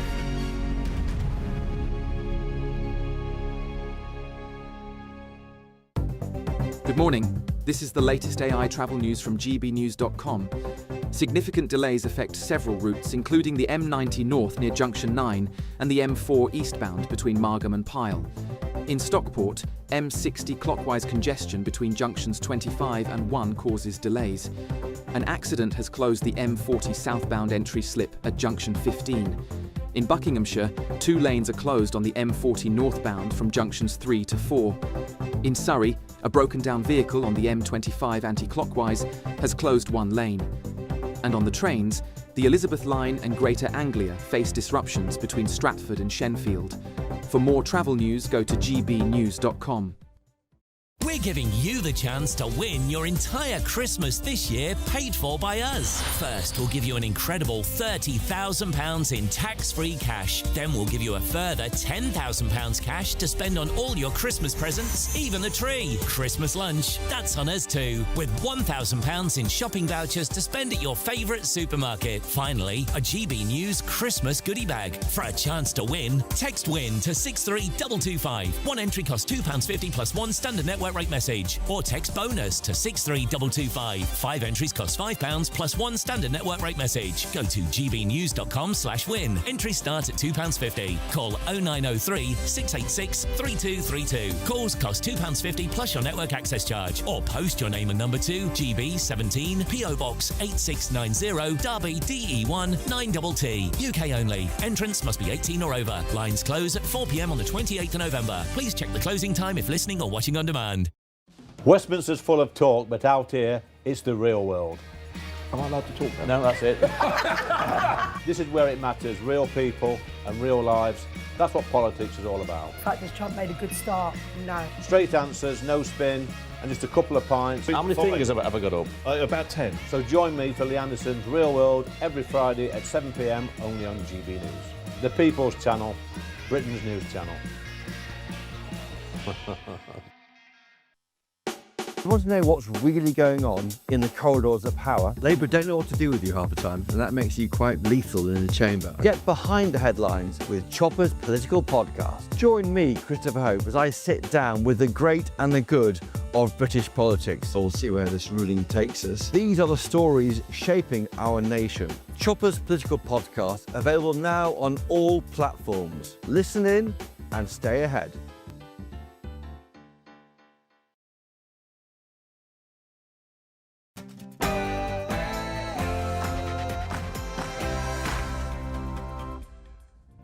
Good morning. A historic day in New York as the city elects its youngest mayor for a century. He's Zoran Mandani. He's aged 34 years of age and he'll become New York's first Muslim leader. After more than 2 million New Yorkers turned out to vote, almost double that of the last election, is it a sign that the political tide is turning? Tonight, against all odds, we have grasped it. The future is in our hands.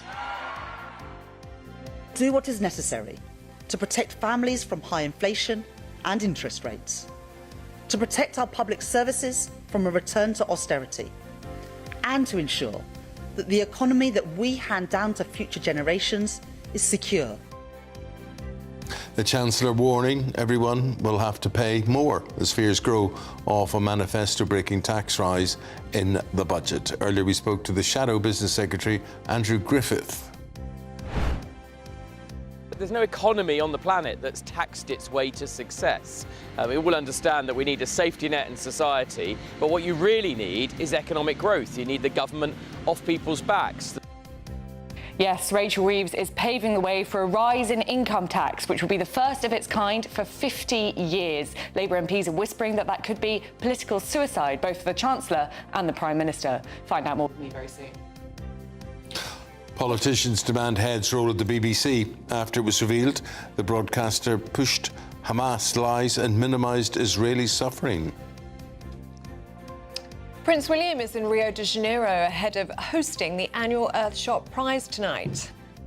Latin America harbours some of the most biodiverse ecosystems on Earth. Ecosystems that are irreplaceable. We must put a stop to the criminal networks driving environmental crime and destruction. We must stand alongside those who every day are standing up and defending nature. Gangsters. What's the name we think of first? Who were they? Gang members and organised gangsters are not meant to be admired. On the streets, violence is everything. Whether it's the Cray twins or Al Capone, there's a fascination with gangsters. We're talking to a former criminal, 9:15, about a new crime show called Original Gangsters, starring Sean Bean. A very mild start to the day out there again today. It'll be a wet day for parts of Scotland and Northern Ireland, largely dry and cloudy for England and Wales. A full forecast coming up with me later, including all your details for your Guy Fawkes night weather. Well, we're well into this Guy Fawkes Day. Hope your day's going well so far. I'm Eamonn Holmes. I'm Ellie Costello. This is GB News Breakfast.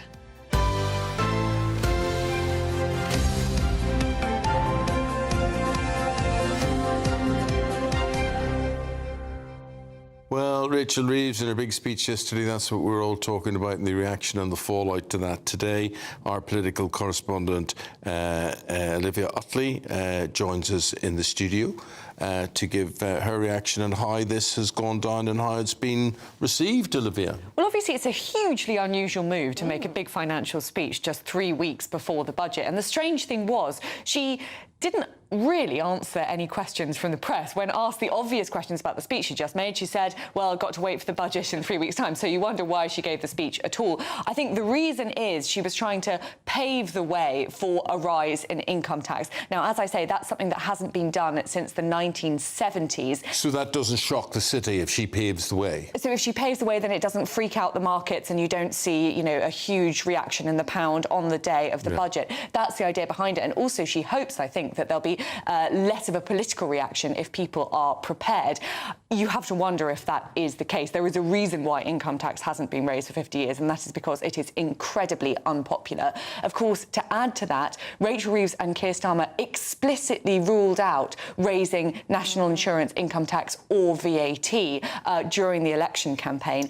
And at the last budget, Rachel Reeves, when she increased taxes, said she wouldn't be coming back for more. So this does seem to be breaking her vow. The way it looks as though she might try and sort of ameliorate to make it a little bit better is instead of just raising income tax, she could raise income tax but take 2p off national insurance insurance. That wouldn't raise quite as much money as just raising income tax, and it would be a raid on pensioners, which would, of course, be very unpopular among a demographic that is very keen to go out and vote. It looks as though Labour MPs are pretty split on whether to support her. Keir Starmer is fully behind her, as you'd expect. If a Prime Minister loses their Chancellor, that's the end of that Prime Minister. But there are plenty of Labour MPs who I've been speaking to who are very worried and are perfectly prepared to say so. But as you say, elected on a ticket to not raise income tax, not raise national insurance, not raise VAT. So if she's going to break one of those key pledges, well, is that political suicide for her? Well, just to quote exactly, this was in the manifesto. Labour will not increase taxes on working people, which is why we will not increase national insurance, the basic, higher or additional rates of income tax or VAT. It could not be more explicit. We did say during the election campaign that it felt a little bit as though she was painting herself into a corner. She left herself very, very little headroom for eventualities like the OBR downgrading productivity, which is exactly what they've ended up doing.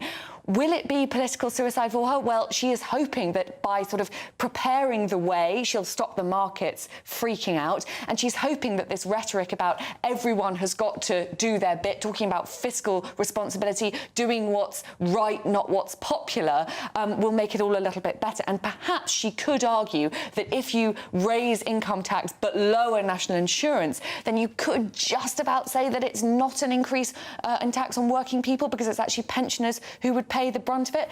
All sorts of other measures she's considering too, many of which will be hugely unpopular. The mansion tax, that will go down well with the Labour base, but you run the risk of more billionaires moving out of the UK. You run the risk of businesses moving out of the UK. A gambling tax, again, popular with the Labour base, but there could be unforeseen consequences with gambling companies leaving the UK and taking that employment with them.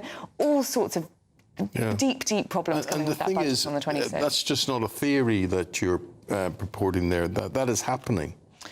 Oh, as in people leaving the country. People leaving and companies leaving. It's already happening. We know it's happening, and it does look like it's going to happen more. Rachel Reeves did make a little bit of a nod to that in her speech yesterday. She said that she was aware of the burden that employers were taking on at the moment, which implies that she's not going to increase national insurance on employers again. But that does mean that we are looking at workers facing a rise. And as we say, that was explicitly ruled out of the manifesto. It would be highly unusual for a government to go back on its manifesto pledges just 18 months after an election. Olivia, thank you. Got to leave it there. The time's 7 minutes now past 9 o'clock, and Olivia's talking about what the Chancellor may or may not give away. She plans to take quite a lot. We, on the other hand, are going to give away for the festive season. Have a look at this.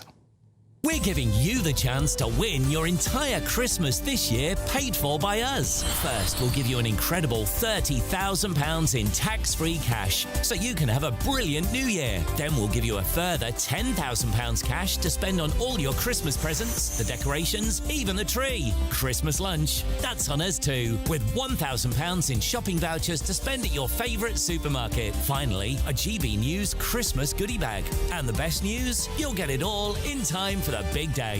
For a chance to win, text WIN to 63225. One entry costs £2.50 plus one standard network rate message. Or text BONUS to 63225. 5 entries cost £5 plus one standard network rate message. Go to gbnews.com/win. Entries start at £2.50. Call 0903 686 3232. Calls cost £2.50 plus your network access charge. Or post your name and number to GB17 PO Box 8690 Derby DE1 9TT. UK only. Entrance must be 18 or over. Lines close at 4 p.m. on the 28th of November. The winner may be contacted live on GB News, week commencing the 8th of December. Please check the closing time if listening or watching on demand. Good luck.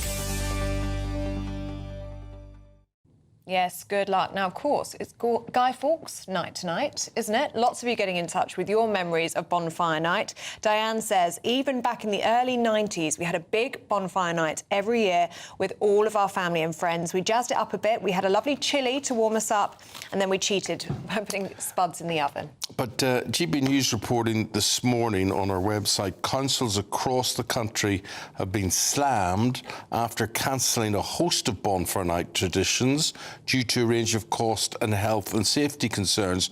A lot of people criticising these councils because they say they managed to find the cash for every Awareness Week and Diversity Jamboree, but not Guy Fawkes Night. Let us know your your view on that. Getting a few views now from the Education Secretary, Bridget Phillipson, who I'm delighted to say joins us now. Bridget, a very good morning to you. Hello, good morning. Good morning. Bridget, look, I like what you're doing here. We're going to talk about this review of England's curriculum. And, you know, it takes a lot of courage to take this, grasp it and try and mould it into something different. What are you trying to do? So this is about making sure that our young people are really well prepared for the world to come. The curriculum hasn't been changed in it more than a decade. So I think it's right that we revitalise it. We make sure that we've got a strong focus on core subjects like English, maths and science, and we're setting out some steps to actually make improvements happen there, particularly for working class children. But alongside that, our children have a broad and rich experience at school, the chance to study creative and vocational subjects, but also to understand key areas like financial education and citizenship, where lots of parents tell me that they want their children to understand more of that. And the review today is about making sure we deliver on that and equip our children with what they need to succeed when they leave school. You're being accused of educational vandalism in some of the papers today and dumbing down the curriculum. I mean, the Tories taking aim at the primary school children being taught about climate change and diversity rather than being taught to read, write and add up properly. I mean, I just fundamentally reject that. The review has been incredibly well received from some of our most successful Academy Trust leaders, by business, by creative industry experts, and I think parents will really like it. We're actually bringing a sharper focus into some of those areas, so introducing a test in Year 8 at secondary school around reading, because too many of our young people aren't able to read confidently and fluently, and if they can't do that, then the rest of the curriculum is shut down to them. But I do think it's important that we understand our history as a country, that we can also allow teachers to tailor that a bit more to local circumstance. So to give one example, earlier on this year I unveiled a statue to recognise the achievements of women shipyard workers during the Second World War in Sunderland, something that we'd never really talked about actually much as a city. But those women made an enormous contribution, not recognised. The men had gone off to war, the women stepped in and filled their places in the shipyards. That's the kind of example that I think can really bring to life a subject like the Second World War for our young people, and it's something when I was at school I would have really liked the chance to know more about. Yeah, amazing. What I like what you're doing is that you're taking this curriculum, surely, and you're adapting it more for the workplace in general, that you're saying, look, what do you need? You're saying to business, are you saying to business, what do you need from us on the education front? Yes, business have had an input into this, and you know, it's important that young people leave school with the knowledge they need, but also the skills that they need to succeed as well. So, you know, one area that business have told us where more's needed is around digital literacy, around computing and around AI. And that's why we're going to refresh the curriculum around computing, but also we're going to bring in a new qualification that will kind of sit alongside A-levels around AI, so that young people can understand how that can relate to the world of work, to other subjects that they're studying, how we can embrace some of that new technology, because you know this is the first time in a decade that the curriculum's been refreshed, but the pace of change means that technology is also moving fast as well, and we've got to keep up with that. Can we talk about the Chancellor and that very ominous address to the nation yesterday, where she made it clear and, well, strongly indicated that she's going to break Labour's manifesto promise and raise income tax. In doing so, would be the first government in 50 years. I mean, would you be proud of that legacy, to be a government that raises income tax after explicitly promising the electorate that you wouldn't do so in your manifesto? It's been described as political suicide. Would you be comfortable with breaking that promise? Of course we take our commitments seriously, and you know, one of those commitments is also this curriculum and assessment review that I'm delivering today. But on the question of the budget, you'll appreciate that I can't comment or speculate on what might or might not be in the budget. It's in a few weeks' time. You know, there isn't long to wait. The Chancellor will set out the position to the House of Commons and to the public at home as well.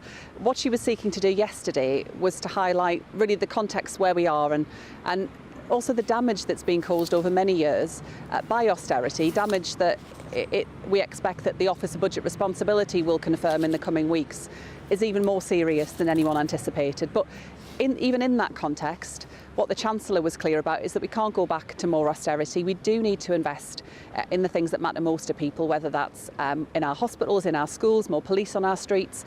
And that's what she's sought to do and what she has delivered through the last spending review and the previous budget. But what I find almost amusing, and you've just repeated it there, Bridget, is the we can't go back to more austerity. I really wasn't aware that we've ever come out of austerity.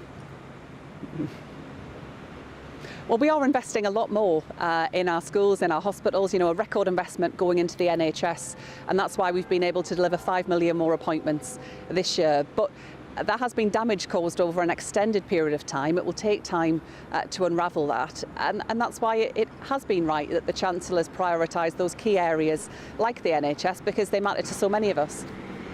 Can we talk about the BBC? This on the front page of the Telegraph this morning. It was a lead in the Telegraph yesterday as well. Accusations of serious and systemic editorial bias. So yesterday we were talking about a video of Donald Trump that had been doctored, that looked like he was encouraging the Capitol Hill riot. Today we're hearing about BBC Arabic choosing to minimise Israeli suffering in its Gaza coverage. Now, you will know that BBC Arabic is funded partly by the government. So does the government need to stop funding BBC Arabic? This is, of course, our public service broadcaster we're talking about. I know that the Culture Secretary is continuing to look closely at this area. I appreciate what you say, but the BBC does operate independently of government. But that said, I do think it's right that the BBC sets out their position, answers the questions that have been posed and clarifies the situation in the matters that you've asked about. Well, Bridget, thanks for answering our questions today. Just before we sign off with you, you mightn't thank me after this. I'm just going to ask you, what about you and what about you and Lucy Powell? Is everything okay? Totally fine. I've congratulated Lucy. I wish her every success. I mean, when you stand in a contest, you of course want to win it, so I'm disappointed not to have won it. But it was a good contest. I enjoyed every minute of it, and I know Lucy will do a great job. Thank you very much indeed for your time this morning. Good luck with your curriculum changes. Thank you very much indeed. Right, 60 minutes past 9 o'clock and still to come. Why is there so much public fascination with gangsters like the Cray twins and Al Capone? We're going to be speaking to a former criminal about a new show called Original Gangsters that tries to answer that very question. That's next.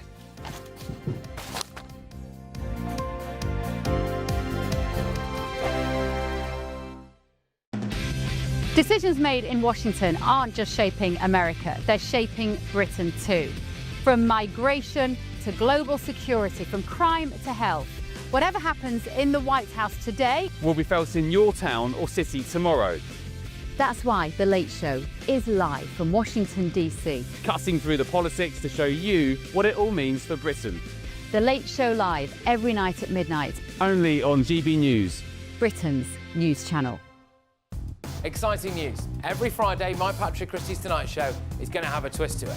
We're welcoming some special guests. You.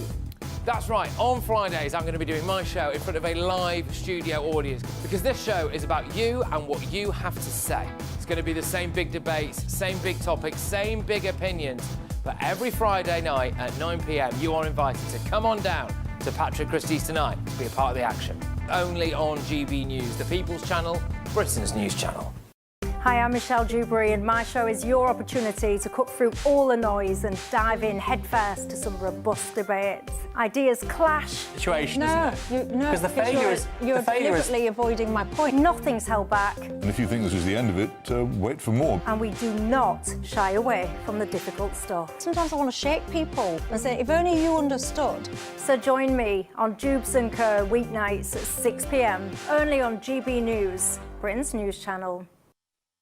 You want to know what's really going on in the corridors of power? Labour don't know what to do with you half the time, and that makes you quite lethal in the chamber. Get behind the headlines with Chopper's political podcast. Join me, Christopher Hope, as I sit down with the great and the good of British politics. We'll see where this ruling takes us. These are the stories shaping our nation. Chopper's political podcast, available now on all platforms. Listen in and stay ahead. Britain was once the envy of the world. But look around, a nation that no longer knows what it is or where it's going. A country that's broken. How do we fix Britain? How do we bring it back? Friday night with Matt Goodwin at 8 p.m. Only on GB News. No matter the state it's in, this is our nation. Join me, Jacob Rees-Mogg, for a genuine, honest discussion on where we have been, where we are going, and where we are with the people who set the direction. Tune in to State of the Nation every Monday to Thursday, 8 to 9 o'clock. Only on GB News. Britain deserves a newsroom that puts the facts and your voice first. Well, and that's what you get on GB News. Lively debates, lively conversation. And we're not afraid to hold power to account. And each other. So join me, Andrew Pierce. And me, Miriam Gates, for Britain's Newsroom, weekdays from 9:30 on GB News. We're going to talk a bit of telly and reality, from the Quay twins to Peaky Blinders. Some of history's most notorious names are being brought back to life in a new documentary series. Yes, Original Gangsters, starring Sean Bean, explores the real lives behind some of the most notorious criminals. Here's a look at the trailer. You think of gangsters, what's the name we think of first? Who were they? Gang members and organised gangsters are not meant to be admired. On the streets, violence is everything. Well, joining us now to discuss this new series, former prisoner Stephen Gillen, who appears in the first 2 episodes, and you've served your time for doing crimes in the past, Stephen. So you know what you're talking about. Yes, Eamonn. I know what it is and I know what it isn't. Part of this series, is to get a really balanced view, debunk the myths, of these iconic names, and really get the fact from fiction. So tell us about the series, because, as you say, these are iconic names, and British people, we have a fascination with gangsters, don't we, and gangster stories. Why do you think that is? People tend to glamorise the life, Holly, but me, having lived that life, it's nothing but glamorous, right, It's very dark and all that, and it's really to go to the truth of the matter, really. I mean, Nate Wiseman, redeeming features who made this series, he's really the next Quentin Tarantino, I think. He's really filmed this in a great way, brought in all the experts, really done the research. You see, Stephen, I think I have a bit of an allergy to gangster films. I haven't even watched The Godfather. Really? Honestly, haven't watched Peaky Blinders. You go through anything, because it's sort of knowing the reality of the physicality of it, it repulses me. I don't idolise them, but Ellie's right. I think a lot of people just idolise gangsters. We grew up in a place where we understood violence, real violence, yeah. We know the difference. So, I get that, Eamonn. But I think it's an interesting thing to open up the real dynamics of these characters, because we all have these facets of archetypes in us, these are a certain type, in this series it's really filmed slick, it's really well done, they've done the research, but it really goes into who are these real characters, what's their backstories, what's it really about. Brilliant. And where can people find it? Sky History or Now TV. Brilliant. OK. Good luck. Look forward to seeing your bits anyway, so to speak. Thank you. Do you ever tell Andrew? Did you ever say that to anybody? Looking forward to seeing your bits? No. No. I do not. It's probably best. I'll leave that to you, Eamonn. Obviously, Miriam has. Yeah. She's got to have a good laugh at that. Yeah. What have you got? Into the wrong room here. We've got a packed show coming up. Obviously, the latest on this revelation that some of the grooming gang inquiries were dropped due to human error. Yeah, How many human errors? 1,200 human errors or so. Yeah. So we know what that's about, don't we? And also the latest on the BBC and their biased coverage of the Gaza conflict. Yeah, all these calls to the Director General to stand down, not a prayer. No. He won't go. But the government funds or the Foreign Office funds are part of BBC Arabic. Absolutely so does that right. need to stop? Yeah, because that service consistently used a known anti-Semite. Appalling. On the BBC. Appalling. And also the latest on this curriculum review for education, which recommends more citizenship and less facts. So we'll be talking about that. And we're also going to be talking about the weather coming up.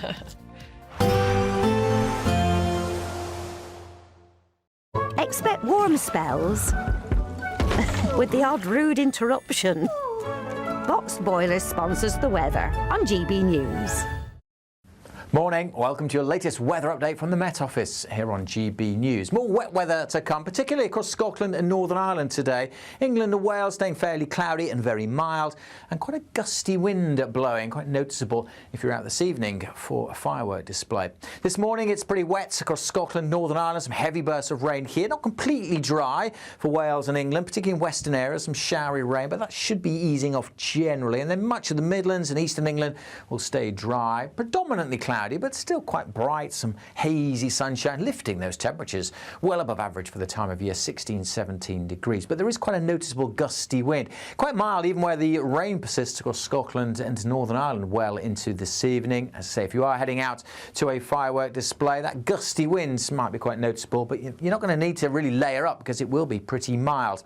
Apart from the odd shower, most of England and Wales dry. Still quite wet though across Cumbria perhaps, and outbreaks of rain lingering into this evening across Northern Ireland and especially across Scotland. Quite a wet end to the day across northern Scotland. Bit of a northerly breeze across the Northern Isles. That's the only place that's even remotely cool. Elsewhere, a very mild evening leading into a very mild night. The rain will gradually ebb away from Scotland, so things turning a bit drier.